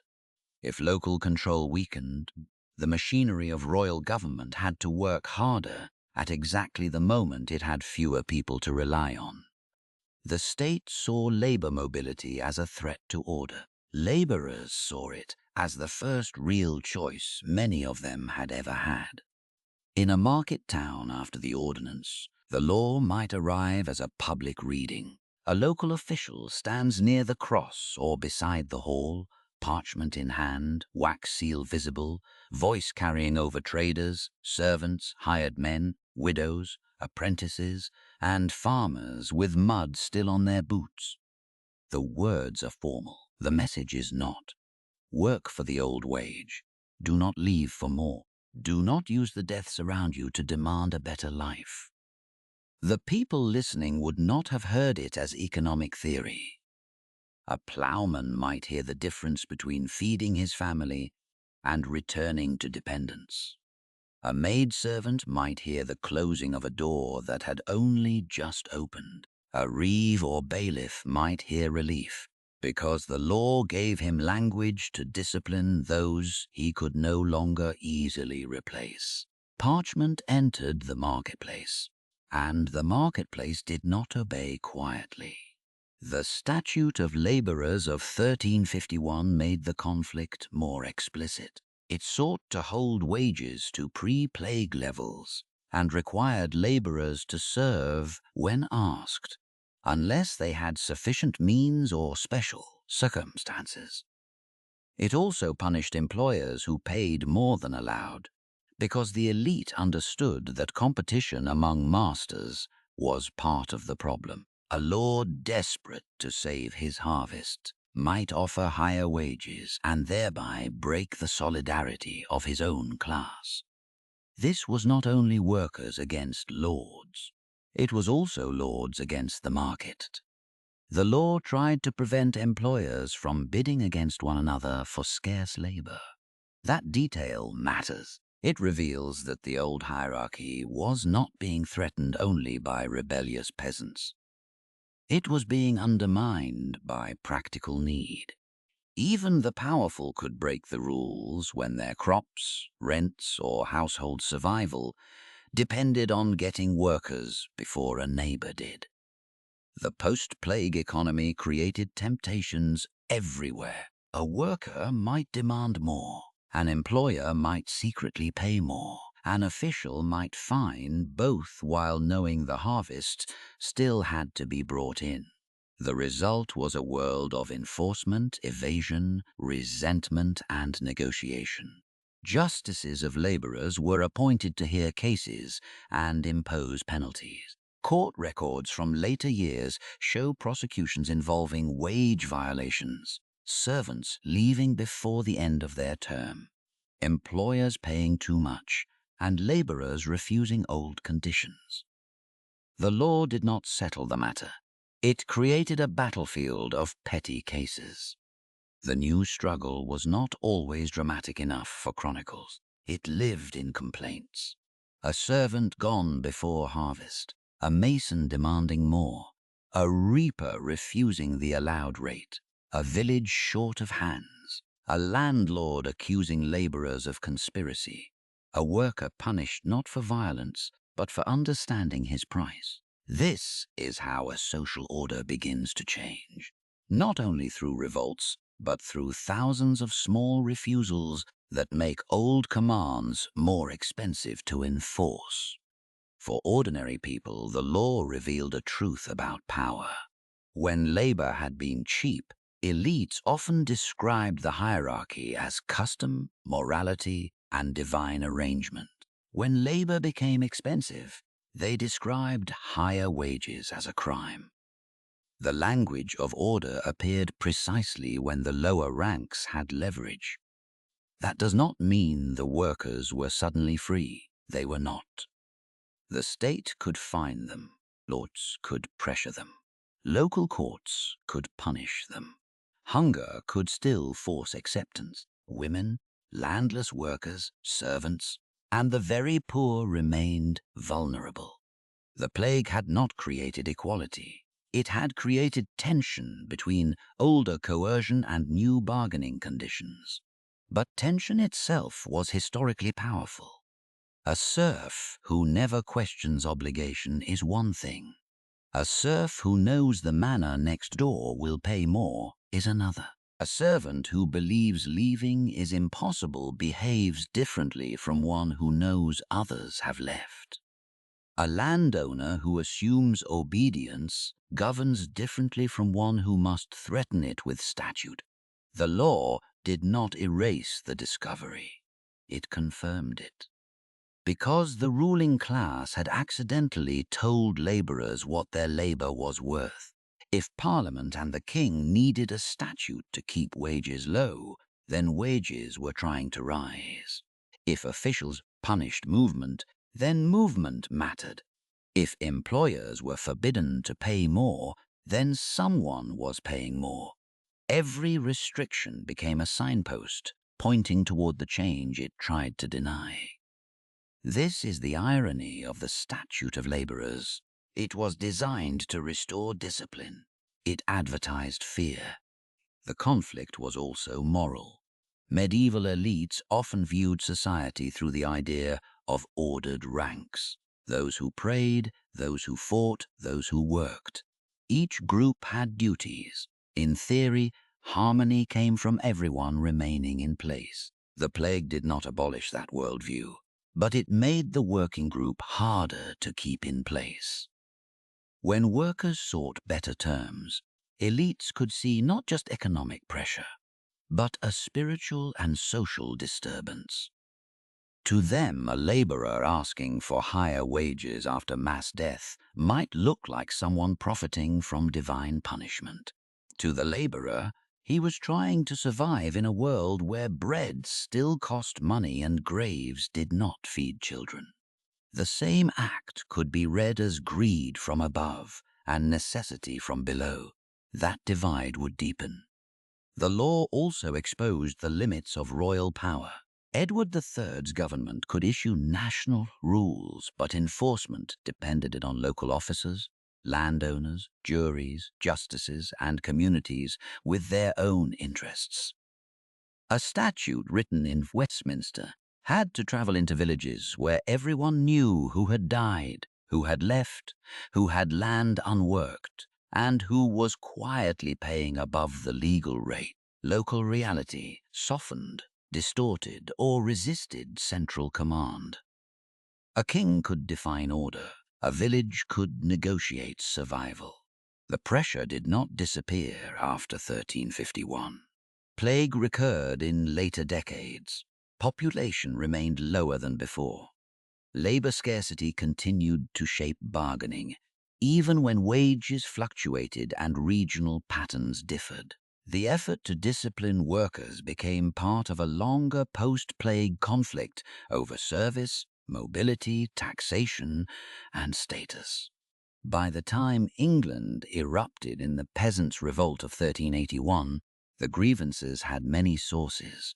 Poll taxes, war finance, local restrictions, anti-clerical anger, and resentment over attempts to hold labor down. The revolt was not caused by one statute alone. But the post-plague labor laws helped create the emotional and legal landscape in which ordinary people learned that the ruling class would use the state to defend the terms of the old world. That memory mattered. A command written in 1351 could still echo in anger 30 years later, and England was only one example of a wider European problem.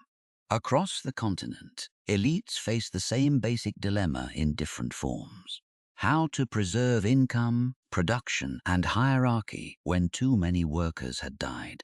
Some negotiated, some commuted labor dues into rent, some tightened coercion, some lost land income, some towns adapted faster than rural estates.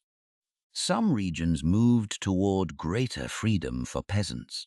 Others, especially in parts of Eastern Europe later on, would see harsher forms of dependency strengthen. The Black Death did not push all of Europe in one direction. It made the labor question unavoidable. That question entered fields, courts, guild halls, royal councils, and city streets. It changed how people thought about work because it changed who needed whom. The old language still survived. Duty, rank, obedience, service. But behind it stood a new material truth. A worker's body had become harder to replace, and therefore harder to price by custom alone. The rulers tried to freeze the dead world, but law is strongest when it works with reality. Here, it was fighting reality. In the countryside, that fight produced resentment. In the towns, it produced another kind of transformation. Workshops had lost masters, guilds had lost craftsmen, households had lost servants. Trade had suffered, but vacancies opened. Young workers, widows, apprentices, and migrants found spaces where the old rhythm had been interrupted. The plague had emptied more than fields. It had emptied workplaces, and inside those silent shops, beside abandoned looms, cold ovens, unused tools and benches where masters no longer sat, Europe's survivors began to rebuild a world that would not fit neatly inside the wages of the past. The loom stood still, no argument in the workshop, no master shouting over the clatter of thread, no apprentice running for dyed wool, no customer at the door asking when the cloth would be ready. Only the frame, the bench, the tools, and the faint smell of oil, dust, old fiber, and a room that had waited too long for hands. The plague emptied fields. It emptied workshops too. Medieval towns were not modern cities, but they were far more complex than simple clusters of houses behind walls. They were places of bargaining, craft, credit, apprenticeship, regulation, noise, hierarchy, and ambition. Florence, Venice, London, Bruges, Paris, Siena, Lubeck, each had its own institutions, rivalries, industries, and social divisions. Some depended on cloth, some on trade, some on finance, some on shipping, food supply, metalwork, leather, building, brewing, baking, or local markets. All of them depended on people who knew how to do things. That was the vulnerability. A city could lose population and still keep its walls. It could lose merchants and still keep its warehouses. It could lose masters and still keep guild charters. It could lose apprentices and still keep workshop rules. But rules did not weave cloth. Charters did not bake bread. Warehouses did not unload themselves. Urban life was a chain of specialized labor, and the Black Death snapped links all along it. The dead did not only leave empty beds, they left unfinished work. In Florence, the plague of 1348 struck one of Europe's great urban centers. Boccaccio's account gives us a literary image of panic, withdrawal, and social breakdown, but the economic reality matters just as much.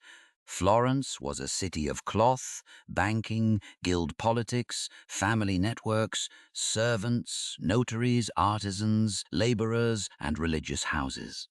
A plague there did not simply mean grief. It meant contracts interrupted, workshops missing workers, households losing servants, customers disappearing, and inheritances moving in unexpected directions. Urban society after the plague was scarred, but it was not frozen. It had to restart. Bread still had to be baked, shoes repaired, cloth woven, roofs patched, ships loaded, streets cleaned, bells cast, documents copied, meat sold, wine moved, candles made, graves dug. The demand for work did not vanish with the dead. In some cases, it became more urgent precisely because so many workers had disappeared. This created a strange tension inside towns. The plague reduced markets by killing customers, but it also reduced competition by killing workers. For the survivors, especially those with skill, tools, or the ability to move, the urban economy could offer chances that had been harder to reach before. A vacant bench in a workshop might mean tragedy for one household and opportunity for another. A dead master might leave property, contacts, or unfinished obligations. A guild that had once guarded entry tightly might find itself short of trained hands. No one would have called this progress while the bodies were still being buried. But recovery required adjustment. Imagine a young apprentice in a cloth town after the first wave has passed. He enters the workshop before dawn because habit still governs the body even when the world has changed. The room is cold, the master's stool is empty. Dust clings to the loom. A half-finished length of cloth waits on the frame, its pattern interrupted where sickness entered the household. Outside, the street is quieter than it used to be. A neighbor's door remains barred. The bell rings less often now, but no one trusts the silence. The apprentice looks at the work and understands something dangerous. The city still needs cloth, and there are fewer people left who can make it. Guilds existed to regulate this world. They controlled training, standards, membership, production, reputation, and sometimes political representation. They could protect skill and quality, but they could also restrict competition and guard privilege. Before the plague, a young worker's path might be narrow. Apprentice, journeyman, perhaps master if connections, legitimacy, and opportunity aligned. After the plague, the path did not become easy, but gaps appeared. Death created vacancies that custom had not planned for. A journeyman might find more work. An apprentice might advance sooner. A widow might attempt to continue a husband's business, sometimes within constraints set by guild rules and local custom. A migrant might enter a town where labor shortages softened old resistance. A servant might negotiate better terms in a household desperate for help. The city did not become equal. It became more negotiable. This distinction matters. The Black Death did not dissolve urban hierarchy. Guild elites still defended their positions. Wealthy families still had advantages. Women's opportunities remained limited and often dependent on local rules, marital status, and occupation. Poor laborers remained vulnerable to hunger, wage controls, and civic discipline. But the demographic shock opened cracks in routines that had once seemed more stable.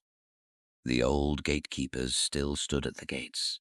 There were simply fewer people outside them, and more work waiting within. In Venice, a maritime city built on trade, shipping, and state organization, the loss of population struck a system that depended on sailors, dock workers, craftsmen, merchants, clerks, and officials.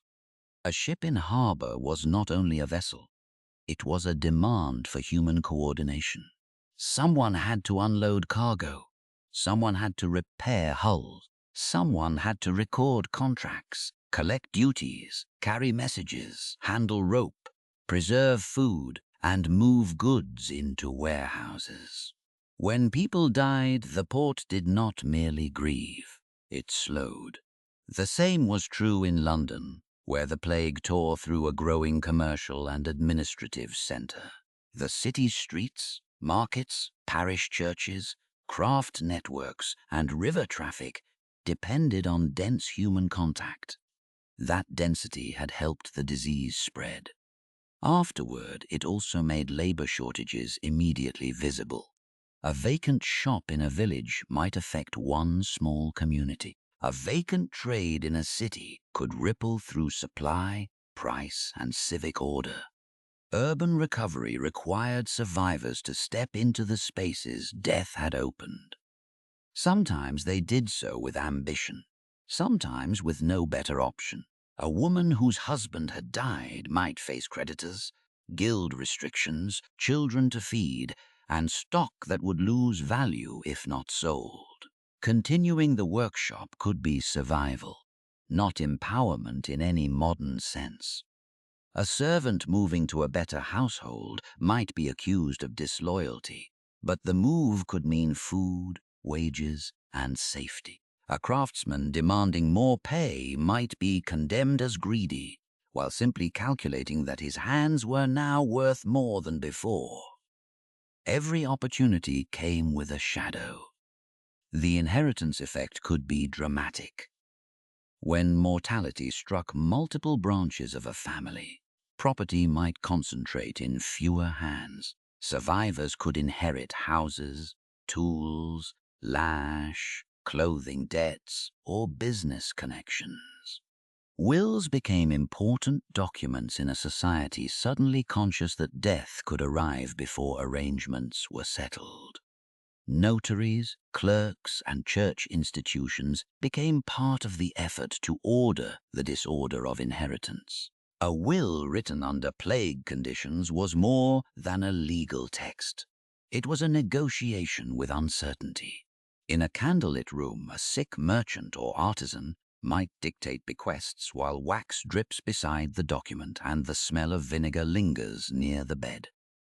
A few coins to a servant, tools to a son, cloth to be sold, money for masses, debts acknowledged, property redirected because the expected heir is already dead. The clerk writes carefully because the page may be the last act of control left to a person whose body is failing. When enough such documents accumulate, a society is being rearranged one deathbed at a time. The plague also changed consumption. Survivors who inherited more property or earned higher wages could sometimes afford better food, clothing, or goods. This did not mean everyone became prosperous. Scarcity, inflation, regional disruption, and inequality remained. But in some places, the balance between people and resources shifted enough to alter demand. Fewer mouths could mean more land or goods per surviving person. Higher wages could mean different purchases. This was another quiet way the old order shifted. A worker with more money did not only eat more, he entered the market differently. That could disturb moralists, sumptuary concerns, anxieties over people dressing or consuming above their proper station were not new, but the post-plague world sharpened fears that social distinctions were becoming harder to police. When lower status people could buy better clothes, demand better food, or refuse old terms, elites saw more than economic change. They saw visual disorder. Hierarchy was supposed to be recognizable. The plague made it harder to read at a glance. Urban authorities responded with regulation, just as rural and royal authorities did. Town councils and guilds tried to maintain standards, control wages, supervise apprenticeships, protect local privilege, and manage movement. Cities had to balance two needs that pulled against one another. They needed labor to recover, but they feared uncontrolled labor as a threat to order. A town could want workers and fear them at the same time. That contradiction shaped post-plague urban life. Skilled migrants could be useful, but outsiders could be distrusted.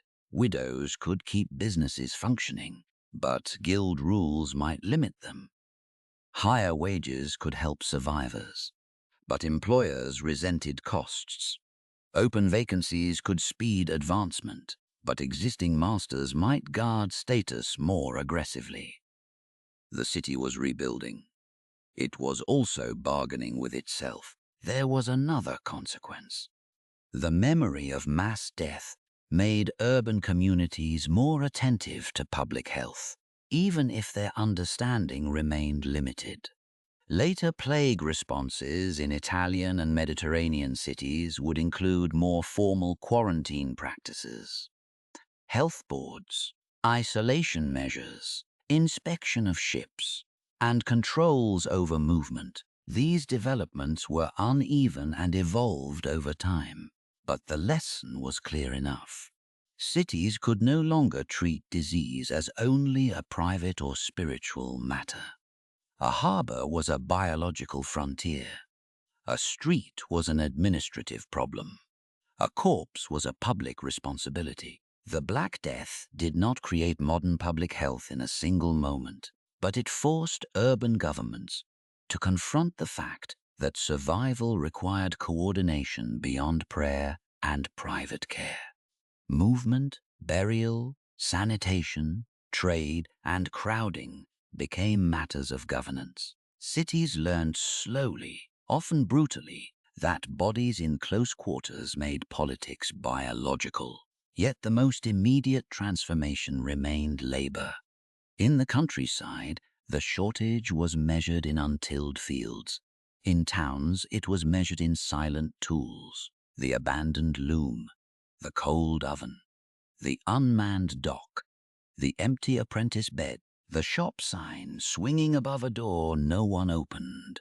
Each object asked the same question in a different language. Who is left to work, and what will they demand? This question did not produce one answer.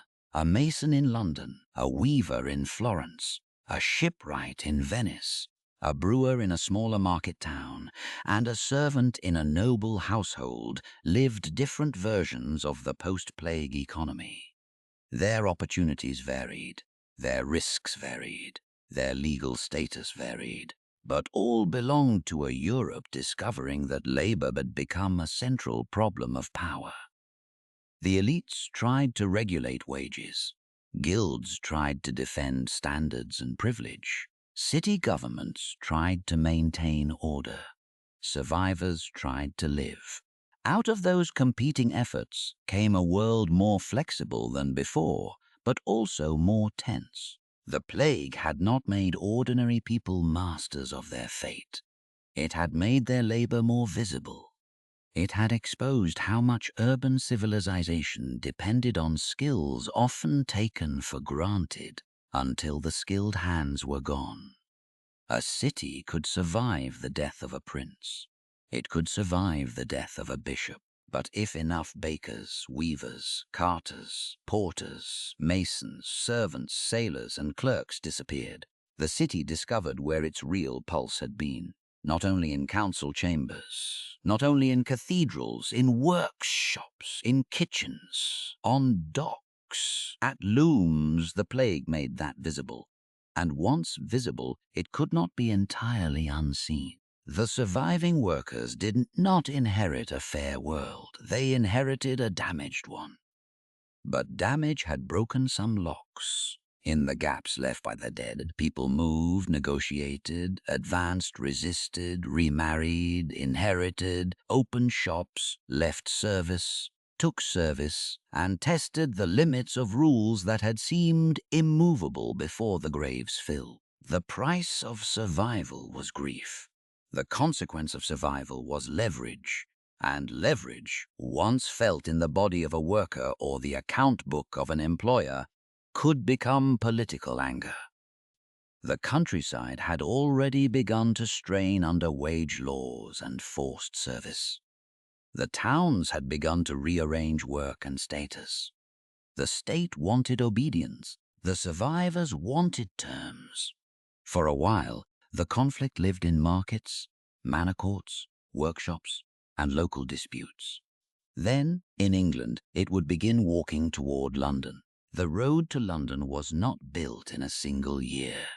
It was worn down by footsteps, taxes, wage laws, old resentments, bad harvests, local abuses, sermons, rumors, and the memory of a world that had changed after the graves filled. By 1381, the first great wave of the Black Death was more than 30 years in the past. Many who marched toward the capital had been children during the plague, or born after it. But they lived inside its consequences. The fields had changed. The price of labor had changed. The confidence of ordinary workers had changed. The ruling class had spent decades trying to discipline that change through law, custom, and punishment. The statute of laborers had told survivors that their scarcity did not belong to them. Lords, employers, and officials continued to press for old obligations in a world where obligations felt less natural than before. Then came the taxes. England was still trapped inside the long pressure of war with France. War demanded money, and money had to be extracted from people already carrying frustration. In 1377, 1379, and again in 1380, poll taxes were imposed. The third poll tax was especially hated because it fell heavily and broadly, touching people not according to their ability with enough fairness to calm them, but as a sign that the state's appetite had reached deep into ordinary households. A tax can be more than a demand for coin. It can be a reminder of who thinks they own your life. Imagine a village in Essex or Kent in 1381. The plague years are remembered in stories, in empty family lines, in land that changed hands, in older people who speak of the time when bells never stopped. Now another official arrives, not with a shovel or a prayer book, but with a list. Names must be counted, payments must be made. The air smells of damp straw and hearth smoke. A laborer looks at the collector and hears more than a fiscal demand.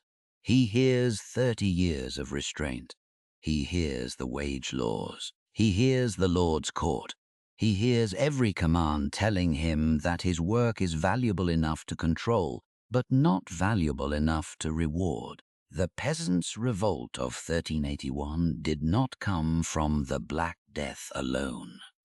That matters. History becomes lazy when it turns one catastrophe into the single cause of everything that followed. The revolt had immediate triggers.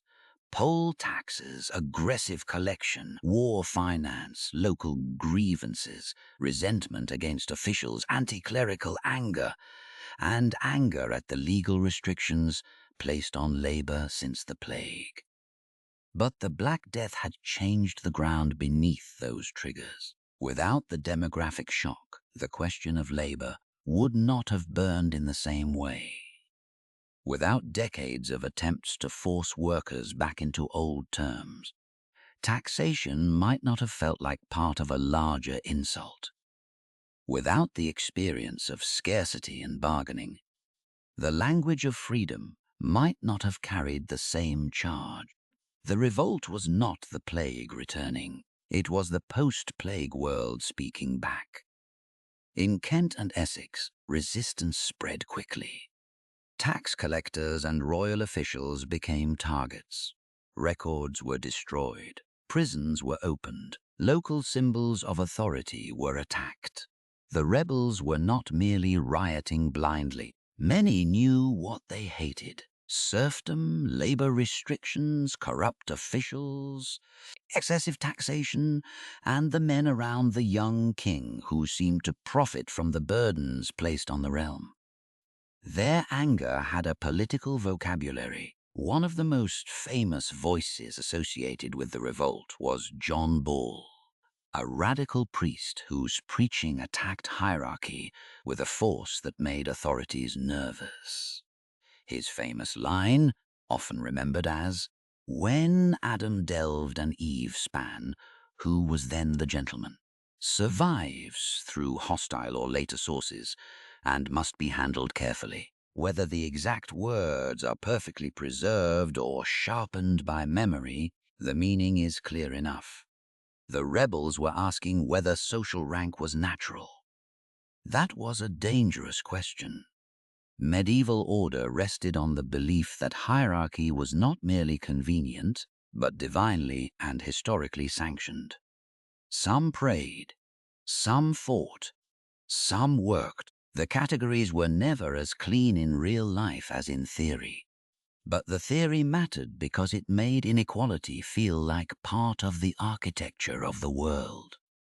John Bull's challenge struck at the foundation. If all humans descended from the same first parents, why should one man be born to command and another to serve? Why should lordship be treated as destiny? Why should labor be punished for seeking value? Why should the poor fund wars they had not chosen and obey officials who treated them as taxable bodies rather than human beings? These questions did not create a modern revolution. They created a medieval crisis of obedience. Wat Tyler emerged as one of the revolt's most important leaders. He was not a king, not a noble, not a bishop, not a university master. That is part of his significance. The revolt placed men outside traditional elite politics at the center of national crisis. Tyler and the rebels moved toward London, and the capital became the stage on which post-plague anger confronted royal authority. London in June 1381 was not merely a city under threat. It was a symbol waiting to be entered. The rebels entered the capital with fury. They attacked symbols of royal government and elite privilege. The Savoy Palace, associated with John of Gaunt, was destroyed. The Tower of London, that stone expression of royal power, was breached. Simon Sudbury, Archbishop of Canterbury and Chancellor, and Robert Hales, the Treasurer, were killed. These acts were not random in the minds of the rebels. They targeted the faces and buildings of a system they believed had exploited them. The violence was real, so was the political meaning. At the center of the crisis stood Richard II, only 14 years old. A boy king wearing the weight of a kingdom's anger. His youth mattered because monarchy depends not only on authority, but on performance. Richard had to appear as the source of justice, Even while surrounded by advisers many rebels despised, he had to speak as king before he had fully become one. For the rebels, the king could still be imagined as separate from corrupt officials. That belief was useful. It allowed them to demand justice from the monarch while attacking those around him. This was common in medieval political protest. The king was often presented as good, misled by evil counselors. It was a way to challenge policy without directly rejecting monarchy itself. The rebels did not necessarily want a world without kings. Many wanted a king who would free them from the burdens imposed by lords, officials, and laws. That made the confrontation both radical and traditional. At Mile End, Richard met some of the rebels and appeared to grant charters promising concessions, including the abolition of serfdom and labor services. For a moment, it seemed as if the impossible might be written into law. Men who had marched from villages and towns heard words that suggested the old bonds could break by royal command. The parchment must have felt like victory, but victory was fragile when it depended on a king under pressure. The next day at Smithfield, Richard met Wat Tyler. The details of the encounter are filtered through chroniclers who were often hostile to the rebels, so caution is necessary. What is clear is that the meeting turned deadly. Tyler was struck and killed by the Mayor of London, William Walworth, or by forces around the king. In the chaos, Richard acted decisively, presenting himself to the rebels and persuading them not to attack. The boy king survived the moment.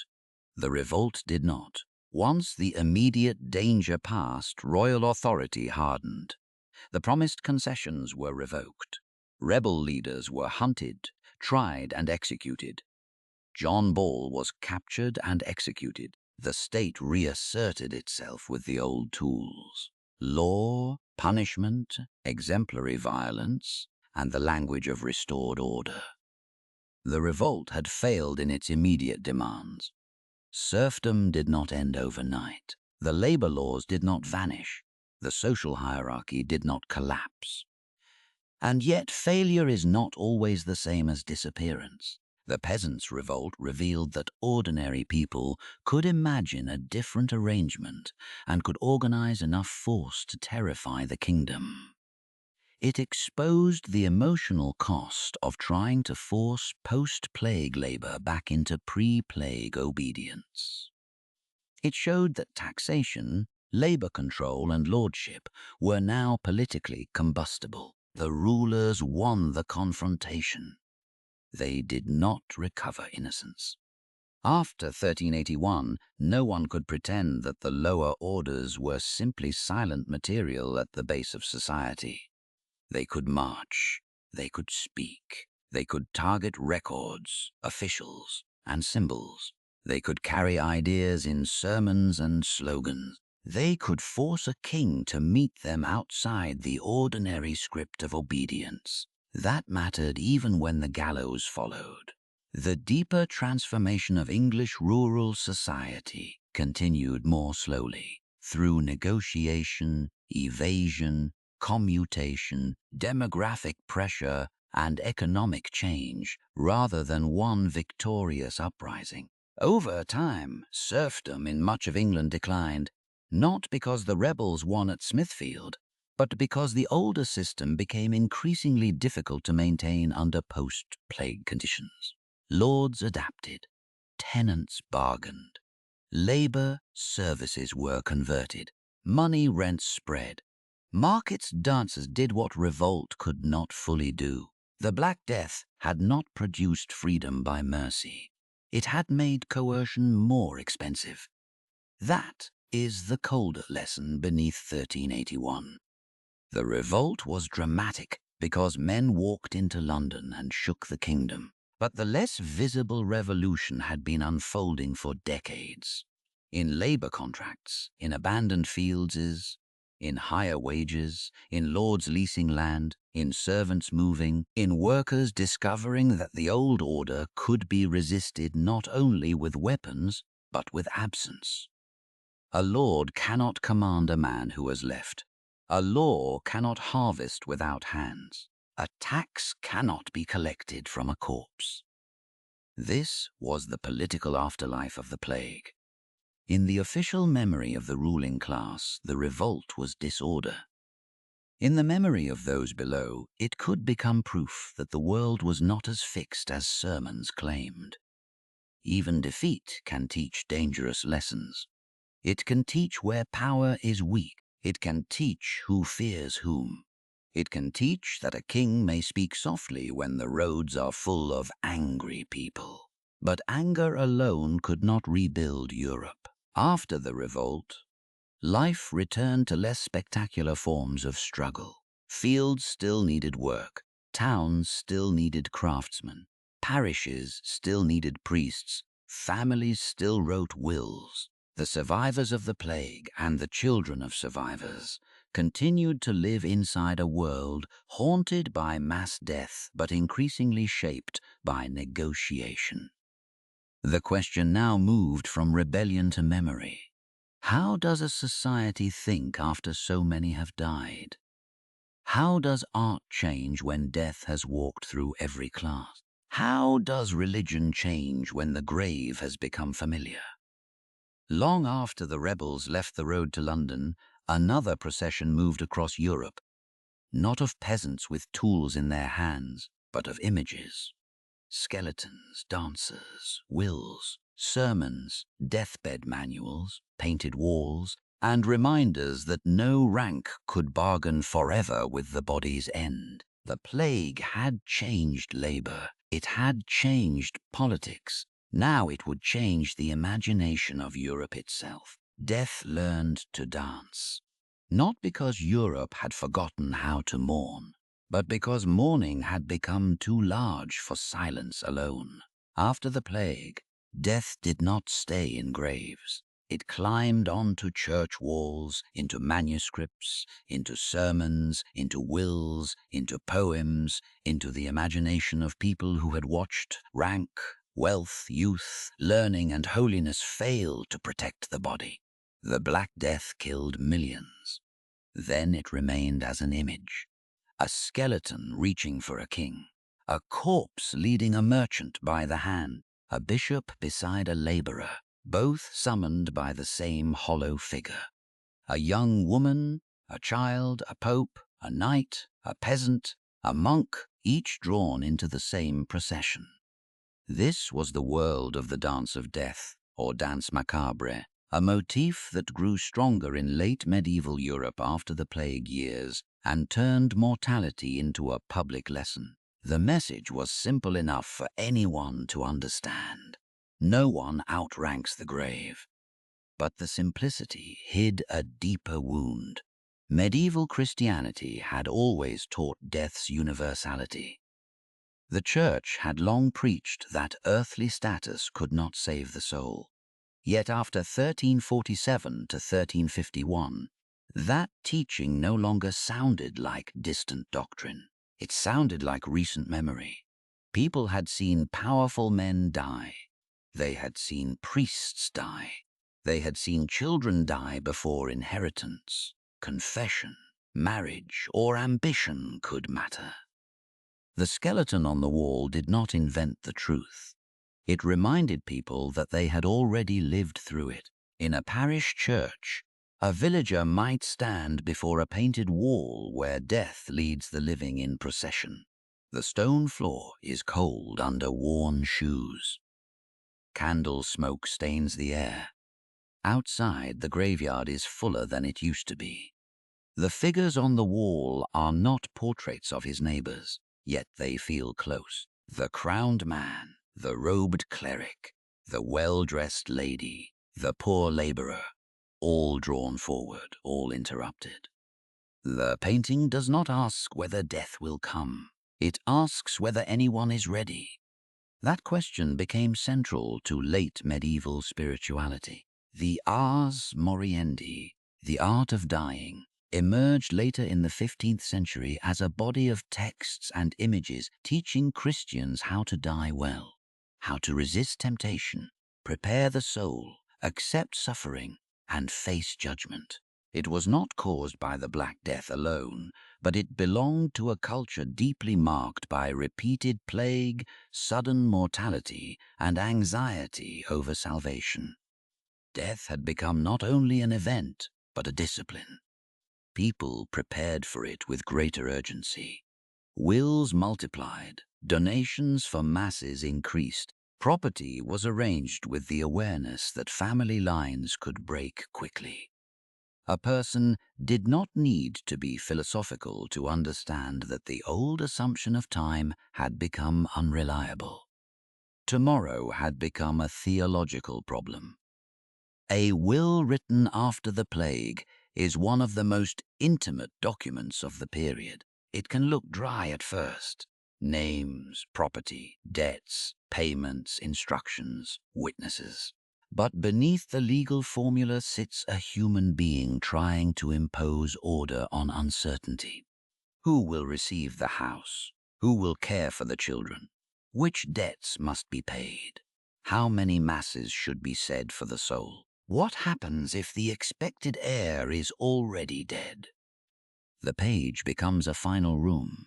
Imagine a notary or parish clerk bending over parchment by candlelight. The person dictating is weak, perhaps not yet dying, perhaps merely afraid that sickness could return. Wax softens near the flame. Ink gathers at the point of the pen. A chest stands open, holding cloth, coins, tools, or documents. The words are practical, but the atmosphere is not. Every bequest is an attempt to speak across the border the plague had made feel dangerously close. This was memory becoming administration. The cultural shift was not only religious, it also touched literature. Giovanni Boccaccio's Decameron, written after the plague, struck Florence in 1348, begins with a famous description of the epidemic before sending a group of young people out of the city to tell stories. That structure matters. Storytelling becomes an answer to catastrophe, not because it cures the disease, but because it gives the living a way to remain human after social habits have broken. Boccaccio does not give us a statistical report. He gives us a society under pressure. In his plague introduction, ordinary bonds appear strained. People avoid the sick, families fracture, burial customs fail, fear alters behavior. Then, against that background, the storytellers create a temporary world of speech, wit, desire, intelligence, and order. The move is not escape only. It is survival through narrative. When death has made the city unreadable, stories build a smaller space where human beings can still arrange meaning. That is why plague literature matters. It shows what official records cannot fully capture, the emotional texture of survival. Chronicles tell us that many died.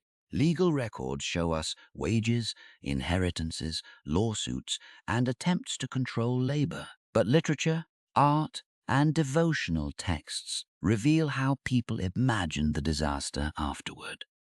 They did not simply remember death as numbers. They remembered it as a presence that had entered the household, broken manners, tested love, exposed hypocrisy, and made laughter feel both necessary and fragile. The mind of Europe did not become secular overnight. It became haunted. This haunting appeared in the way people thought about the body. The body was no longer only the vessel of sin, labor, beauty, or status. It was a fragile thing that could swell, blacken, decay, and vanish quickly. Late medieval art often dwelled on decomposition with a directness that can feel shocking now. Transy tombs showing decaying corpses, skulls near wealthy patrons, worms, bones, reminders that flesh ends the same way, whether dressed in velvet or rags. This was not morbidity for its own sake. It was a warning made visible. A noble tomb that showed the body in decay did not simply humiliate the dead. It instructed the living. The grander the person, the sharper the contrast between earthly display and bodily end. A bishop might be remembered in robes above and as a corpse below. A lord might commission prayers for the soul, while stone announced that rank could not preserve flesh.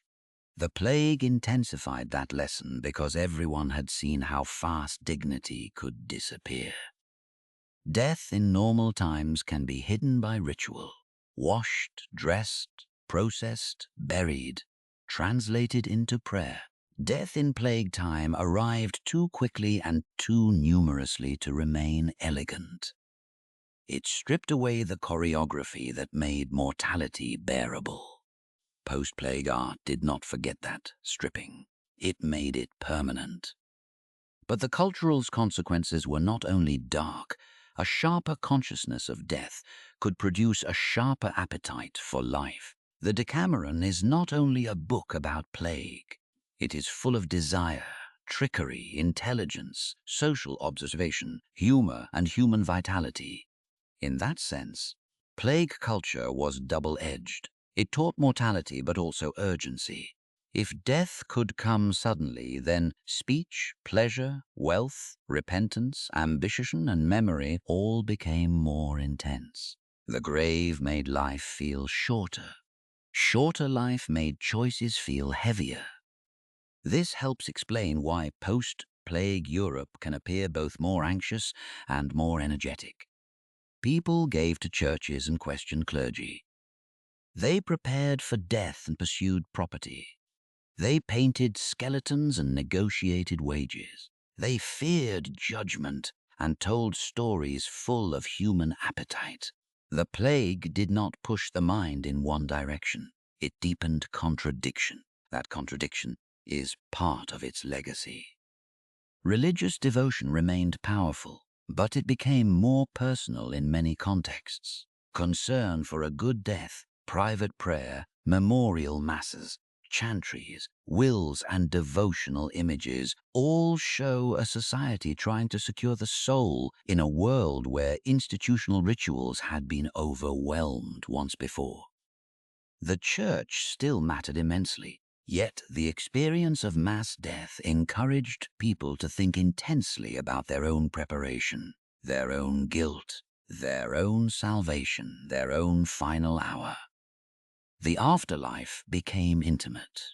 So did fear. Repeated plague outbreaks reinforced this mindset. The first wave was catastrophic, but the disease did not vanish after 1351. It returned in later decades and centuries, sometimes locally, sometimes regionally, always reminding communities that recovery was provisional. A town could rebuild and still fear the next rumor of sickness. A family could recover its household and still write wills with plague in mind. The Black Death became not one event, but a recurring possibility. That recurrence shaped time itself. People lived after the plague, but also between plagues. A generation might grow up hearing the stories of 1348 and then experience a later outbreak. Memory did not fade cleanly because disease returned to refresh it. The dead of the first wave became ancestors of fear. A society cannot experience that without changing the way it imagines the future. Before the plague, death was always present in medieval life. Infant mortality, famine, war, childbirth, infection, and violence made that certain. But the Black Death altered scale. It turned common mortality into collective trauma. It made the ordinary fact of death feel like a public system, something that could move through roads and ports. Empty, whole neighborhoods, silence bells through overuse, and leave survivors asking whether the world had been judged. The cultural response was therefore not decorative. It was an attempt to survive memory. Images of death gave fear a form. Wills gave uncertainty a structure. Stories gave survivors a voice. Devotional manuals gave dying a script. Tombs gave decay a lesson. Sermons gave catastrophe a moral frame. None of these erased the plague. They allowed Europe to carry it. That carrying mattered because the same society was also being remade materially. Labor had become more valuable. Laws had tried to restrain it. Revolts had revealed political anger. Cities had adjusted to vacancies. But beneath those changes, people had also learned a psychological truth. The institutions that seemed permanent could be interrupted by the body's failure. A kingdom can declare order. A guild can regulate work. A church can promise meaning. But a fever can enter a room and make every structure answer to mortality. That realization did not make Europe modern by itself. It did not create science, capitalism, individualism, or reform in any simple line. Yet it unsettled inherited confidence. It made people more aware of contingency. It taught that wealth, rank, and ritual were real, but not absolute. It showed that the ordinary person, the worker, clerk, widow, apprentice, priest, doctor, gravedigger, stood closer to the center of history than elite narratives had admitted. Because in plague time, history was not only made in courts, it was made at bedsides. It was made in wills. It was made in workshops missing masters, fields missing laborers, churches missing priests, and paintings where skeletons took kings by the hand. The dance of death was not only a warning that all must die. It was a memory of a world where too many had died at once. And as Europe carried that memory forward, it built a new society not by forgetting the dead, but by reorganizing life around what their absence had revealed. Labor was scarcer. Authority was more questioned. Death was more visible. The old order still stood, but it had become less innocent, less effortless, less able to pretend that its foundations were eternal. The plague had changed the price of work. It had changed the sound of bells. It had changed the imagination of the grave. Now the final question remained. What kind of world did the survivors actually build from all of this? And how close was that world to the beginning of modern Europe? The new world did not announce itself. It did not arrive with a manifesto, a crown, or a battle standard. It appeared in smaller things. A wage paid higher than before. A field leased instead of worked by obligation. A servant who left one household for another. A lord who complained that no one would accept the old terms. A town official counting fewer bodies and more problems. The Black Death had passed. The negotiation had begun. By the later 14th century, much of Europe was living inside the afterlife of mass death. The first shock had been biological. The second was economic. The third was political. The fourth was psychological. Together, they did not create the modern world in a single generation, but they pushed medieval Europe into a long transformation that would have been difficult to imagine before the graves opened. The simplest fact remained the most powerful. There was more land per person than before. There was less labor for the land. That imbalance changed the meaning of work. In regions where population had fallen sharply, surviving workers could demand better wages or better terms.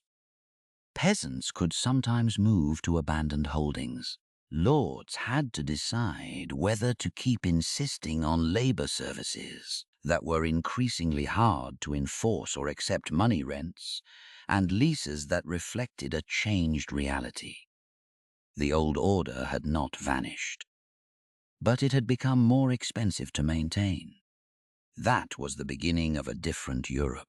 In Western Europe, especially in England and parts of France and the Low Countries, the post-plague decades helped weaken older forms of serfdom and labor obligation. This did not happen neatly. It was not a gift from generous rulers. It was not a moral awakening among landlords. It was a practical adjustment forced by scarcity, resistance, and the difficulty of compelling people who now had alternatives. Freedom often enters history disguised as a labor shortage. A lord might still speak the language of custom. He might insist that tenants owed days of work on his domain. He might fine them for leaving, punish them for refusing, or appeal to royal law to hold wages down. But if the village had lost half its people, his power sat on a thinner foundation. He could threaten. He could litigate. He could complain. He still needed someone to bring in the harvest. Imagine a surviving tenant in late 14th century England negotiating over land once held by a dead neighbor. The manor court still meets. The records still have the old tone. Formal, repetitive, confident. But the room is not the same. Too many names have disappeared from the rolls. The tenant knows that the lord wants the land occupied. The lord knows it too. Outside, the fields are waiting, and winter will not respect legal pride. The agreement may look modest. A money rent instead of certain labor services. A better term, a concession that would have been harder to imagine before the plague. Nothing like a revolution in appearance. No banners, no drums, just a practical adjustment written down because both sides understand what cannot be said too loudly. The worker has leverage. Across decades, enough such adjustments mattered. Labor services were commuted into cash rents. Direct management of demesne land became less attractive in some regions. Landlords leased more. Tenants bargained more. Wage labor expanded. Markets for work, land, and goods became more active. The social relation between lord and peasant did not disappear overnight, but it became less personal, less fixed, and more mediated by money. Money changed the texture of dependence. A peasant owing labor days lives under one kind of power. A tenant paying rent lives under another. Both can be exploited. Both can be poor.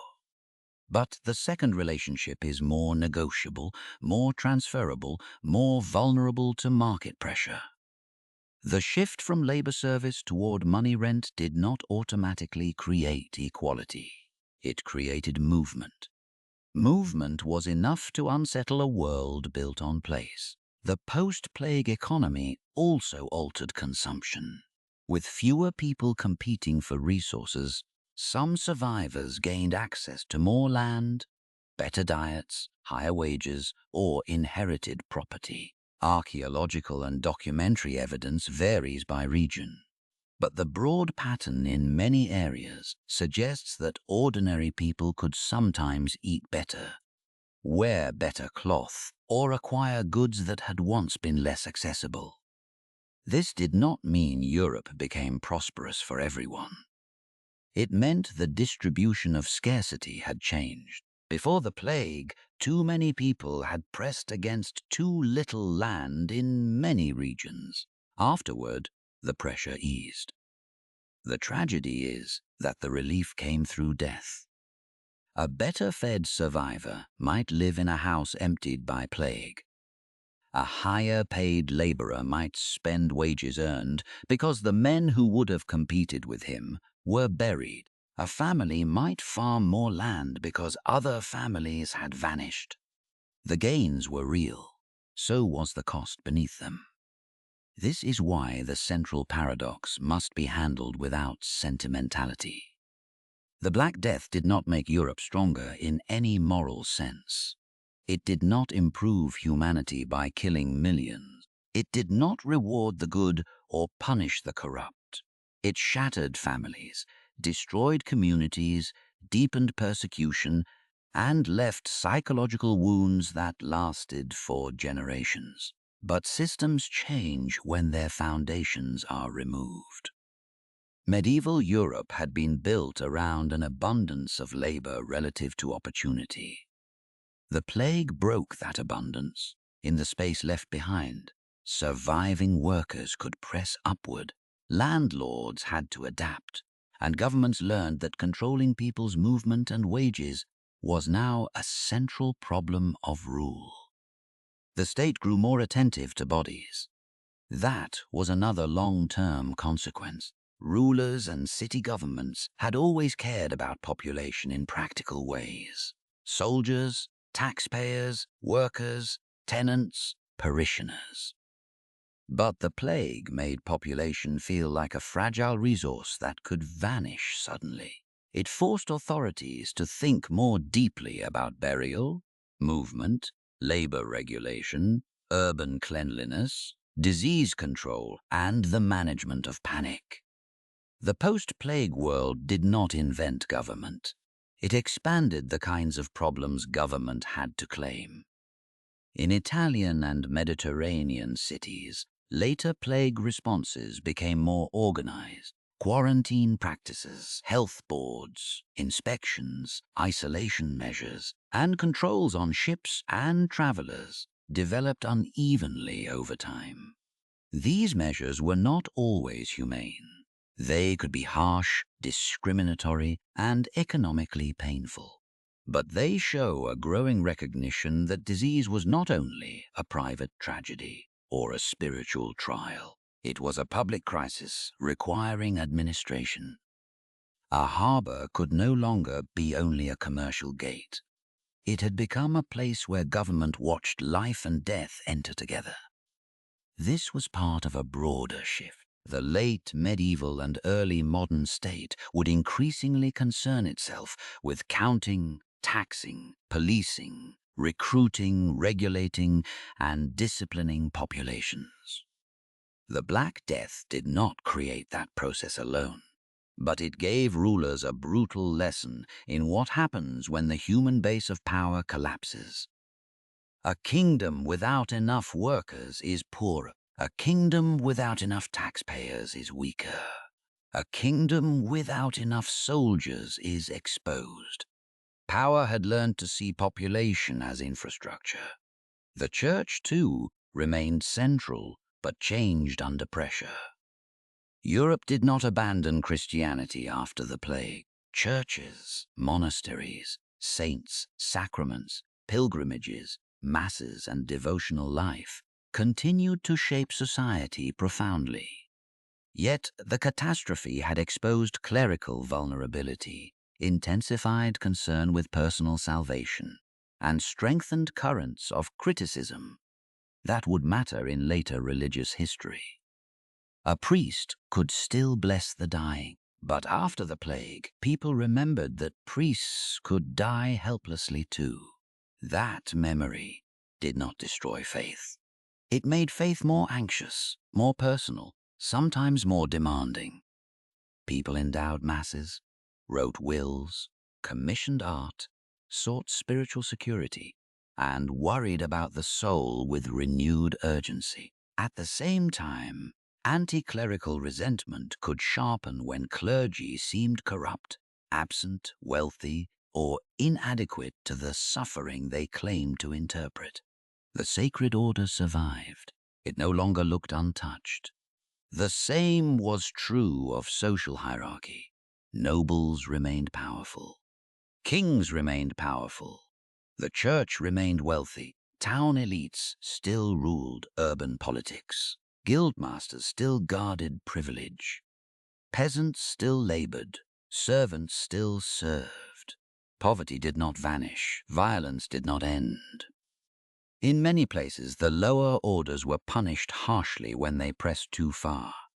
But hierarchy had become more contested. The Peasants Revolt of 1381 had failed, yet the questions it raised did not disappear. Why should labor be fixed by law when labor had become scarce? Why should status be inherited as if mass death had not exposed the common vulnerability of all bodies? Why should the poor be expected to fund wars and obey wage restrictions while the powerful defended their own incomes? Not everyone asked these questions openly. Many lived them quietly. A servant changing households lived one version. A tenant bargaining for rent lived another. A widow continuing a trade lived another. A town council regulating newcomers lived another. A landlord leasing out demesne land lived another. The post-plague transformation was not a single declaration. It was 1,000 adjustments that together shifted the balance of medieval society. This shift was not the same everywhere. That warning matters. In parts of Eastern Europe, the long-term pattern would differ. Later centuries saw the strengthening of serfdom in some regions, sometimes called the second serfdom, as landlords responded to economic opportunities and labor conditions by tightening control over peasants. The Black Death's effects were filtered through local politics, landholding, trade routes, state formation, and elite power. There was no one European path. The plague opened possibilities. Societies chose, fought over, or were forced into different outcomes. Western Europe's gradual weakening of serfdom was therefore not inevitable. It depended on bargaining conditions, political structures, urban demand, legal conflict, and the inability of elites to fully restore pre-plague labor discipline. Where elites were stronger, towns weaker, or export agriculture more profitable under coercion, different arrangements could emerge. This complexity does not weaken the story. It makes it honest. The Black Death was not a magic door into modernity. It was a shock that made old arrangements unstable. What followed depended on power. Who could enforce, who could resist, who could move, who could pay, who could inherit, who could organize, who could command the courts, who could control land, who could survive the next outbreak. The modern world was not born cleanly from plague. It was argued into existence by people trying to live after it. Even the Renaissance, often mentioned in broad connections with the Black Death, must be treated carefully. The plague did not simply cause the Renaissance.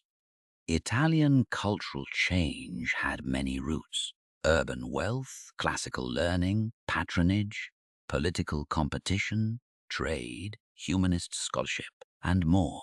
But the demographic and economic shifts after the plague altered the world in which culture developed. Wealth moved, patronage patterns changed, death haunted art and literature. Human life appeared both fragile and urgent. The relationship is indirect, but indirect does not mean unimportant. A Europe that had seen mass mortality could think differently about time. A Europe where some workers earned more could consume differently. A Europe where estates changed, hands could fund different ambitions. A Europe where the church remained powerful but wounded could produce both devotion and critique. A Europe where governments faced disease as a public problem could develop sharper administrative habits. The plague did not create modern Europe by itself.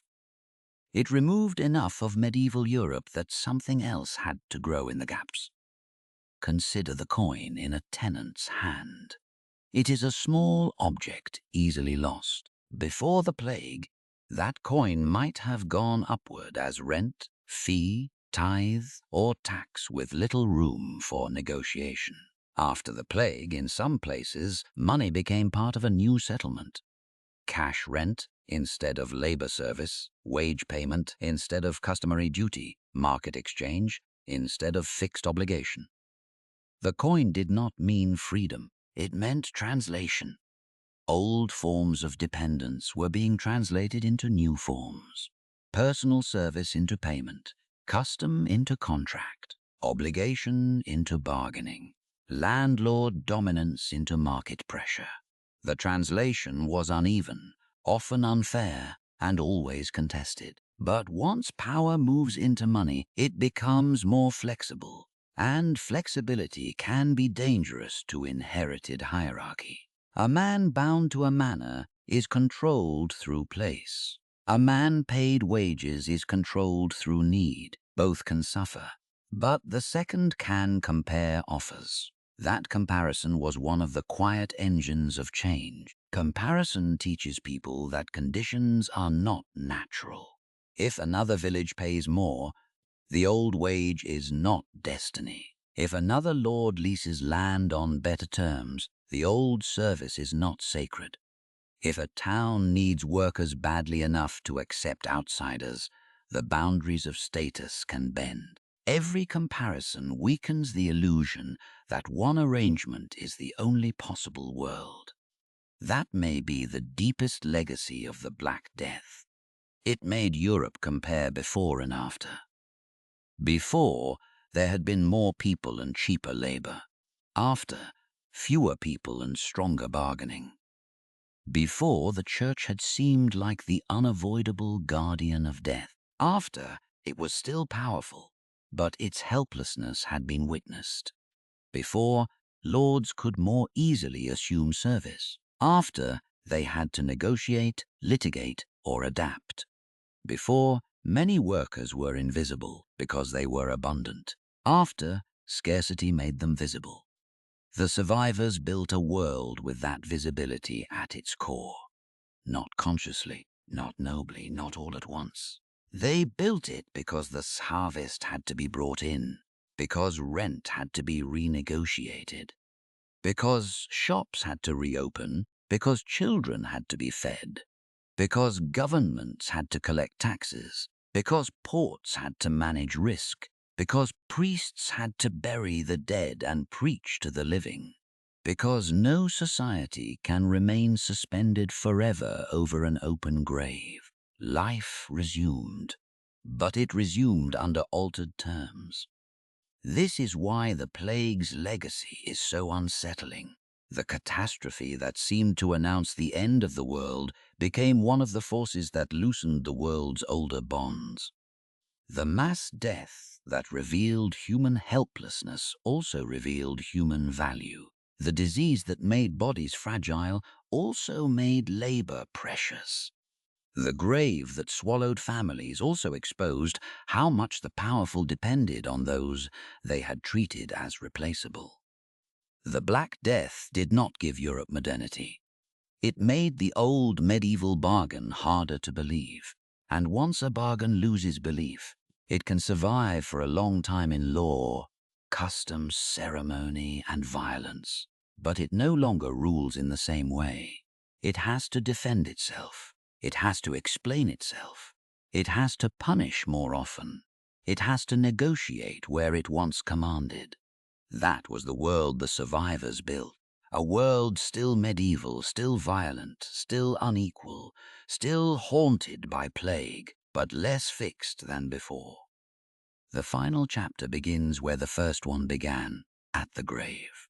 Because beneath every wage law, every abandoned manor, every painted skeleton, every revolt, every coin paid for rent, there remained the same fact.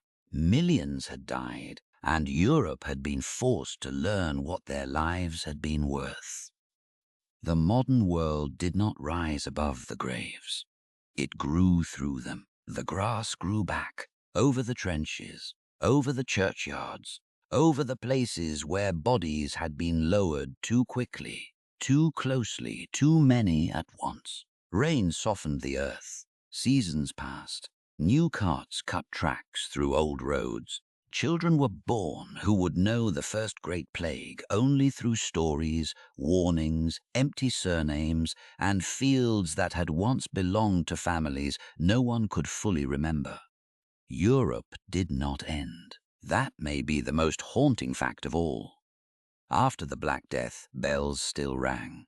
Markets reopened. Ships returned to harbor. Fields were plowed. Marriages were arranged. Wills were written. Taxes were collected. Priests said mass over communities smaller than before.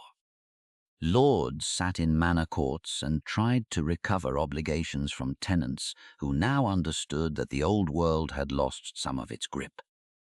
Life resumed, but it did not resume innocently. The plague had shown Europe what its order was made of. Not only kings, bishops, nobles, merchants, and laws. Not only cathedrals, castles, ports, charters, and crowns. Beneath all of that stood bodies, working, carrying, digging, praying, weaving, rowing, baking, paying, serving, burying. The people most easily described as lowly had turned out to be structurally indispensable. When they disappeared, the system trembled. That is the answer to the paradox at the center of the Black Death. The worst disaster in medieval European history helped remake Europe, not because catastrophe is good, and not because suffering secretly purifies society. It remade Europe because it removed so many people that the old balance of power could no longer operate as before. The field still needed labor. The manor still needed tenants. The town still needed craftsmen. The church still needed priests and believers. The king still needed taxpayers. And suddenly, the living were harder to command cheaply. This did not produce a clean birth of the modern world. History rarely moves with that kind of elegance. The Black Death did not abolish feudalism in one stroke. It did not create democracy. It did not cause the Renaissance by itself. It did not make Europe humane, equal, rational, or free. The same society that learned the value of labor also persecuted minorities, punished workers, fought wars, and tried to force survivors back into old hierarchies. The modern world did not emerge as redemption. It emerged as pressure. Wages rose in many places because labor was scarce. Labor laws tried to stop them because elites were frightened. Serfdom weakened in much of Western Europe because coercion had become harder to maintain. Money rent spread where labor service became impractical. Towns reopened around missing workers and vacant tools. Governments learned to treat population, disease, labor, and movement as matters of rule. Religious life deepened and darkened under the memory of mass death. Each change was partial. Together they mattered. A gravedigger in 1348 would not have seen any of this. He would not have looked at a trench and imagined wage bargaining, declining serfdom, public health regulation, labor statutes, revolts, or painted skeletons leading kings by the hand. He would have seen weight, cloth, lime, soil, the next cart. The fear that the body he touched might make him the next body lowered. The meaning came later. It came when landlords realized land without workers was not power, but exposure. It came when lawmakers tried to freeze wages and revealed that wages were moving. It came when peasants heard that another manor would pay more. It came when London saw rebels in its streets in 1381. It came when painters turned death into a procession where pope, king, merchant, monk, and laborer all moved toward the same end. The plague did not create equality, it created comparison. Before and after, old wage and new wage, customary service and money rent, sacred certainty and witnessed helplessness, fixed village and moving worker, lordly command and labor scarcity. The comparison itself was dangerous, because it taught people that what had seemed natural might only have been temporary. The old order survived. But it had to defend itself more loudly. That is one of the quiet signs of transformation. A system that no one questions does not need to explain itself often. A hierarchy that feels eternal does not need constant laws against movement, wages, and disobedience. After the Black Death, the powerful did not lose all control, but they lost some of the effortless assumption behind control.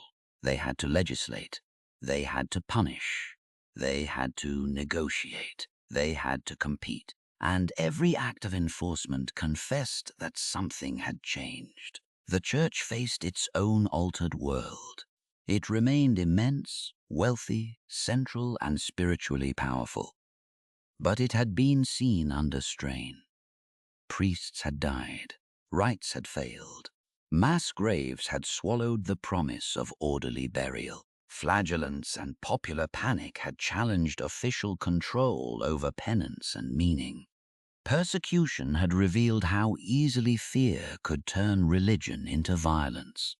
Faith survived the plague, so did doubt. Not the clean doubt of modern secularism.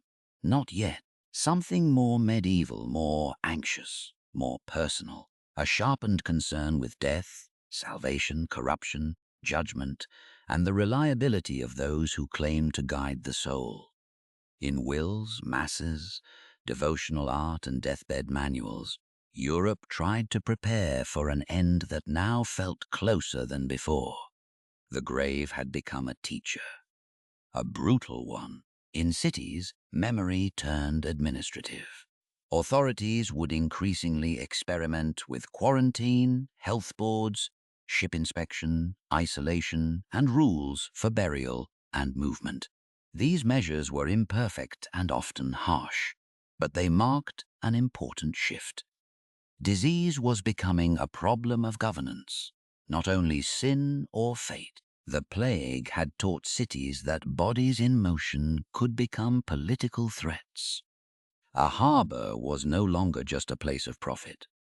It was a gate through which death could enter. This lesson belongs to the long story of the modern state, counting people, regulating movement, policing streets, managing health, extracting taxes, controlling labor, and treating populations as both resource and danger. The Black Death did not invent that state, but it accelerated the need for it. A ruler could no longer think of population as background. People were the ground. When the ground disappeared, authority sank. Still, the most important transformation may have been moral rather than institutional. The plague made visible a truth that medieval hierarchy often concealed. The world was held up by ordinary labor, not symbolically, materially. A king could command a tax, but someone had to produce the wealth. A lord could claim a manor, but someone had to plow. A bishop could hold land, but someone had to harvest it. A merchant could sign a contract, but someone had to load the ship. The dead exposed the living. They exposed what the living were worth. This is why the Black Death feels like a bridge between worlds. On one side stands medieval Europe before the fever, crowded, hierarchical, hungry, devout, bound by land, custom, and sacred order. On the other side stands a Europe still medieval but altered, more mobile parts, more commercial, more suspicious, more administratively alert, more haunted by death, more aware that labor had a price. Not modern yet, but no longer the same, and the transformation was uneven. In some places, peasants gained leverage. In others, elites clawed back control. In Western Europe, serfdom weakened over time in many regions. In parts of Eastern Europe, harsher forms of dependency later strengthened. The plague did not dictate one destiny. It created a crisis, and societies answered according to their power structures. That is what makes the story more important than a simple disaster led to progress lesson. Nothing in the Black Death was automatically progressive. Every gain was contested. Every opening could be closed. Every survival carried grief. The people who benefited from higher wages were often people who had lost family. The tenants who gained land often did so because neighbors were dead. The towns that rebuilt did so around absences. The art that contemplated death did so because death had become intimate beyond endurance. The modern world beneath the graves was not clean. It was built from loss. Return, then, to the first image. The trench outside the town. Bodies lowered without full ceremony. A man with a shovel. Lime in the air. Church bells behind him, too frequent to comfort. No one there is thinking about economic transformation. No one is thinking about labor markets or state formation. No one is thinking about the weakening of serfdom or the future of Europe. They are thinking about death. But history often hides its turning points inside moments that feel only like survival. The grave opens and a family ends. The grave opens and a manor loses tenants. The grave opens and a workshop loses its master. The grave opens and a kingdom loses taxpayers. The grave opens and the living become scarce. From that scarcity came bargaining. From bargaining came conflict. From conflict came laws, revolts, adaptations, and new ways of imagining work, death, authority, and community.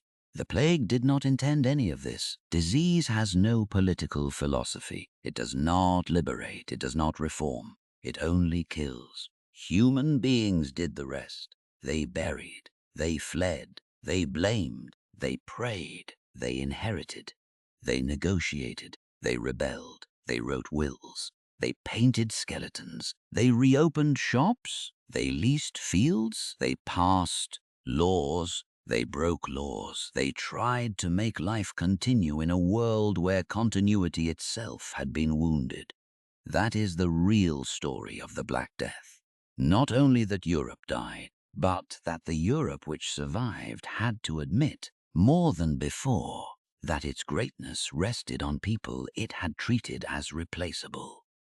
The plague did not make Europe stronger by mercy. It made Europe stronger by breaking illusions. The illusion that land was wealth without labor. The illusion that hierarchy could survive without negotiation.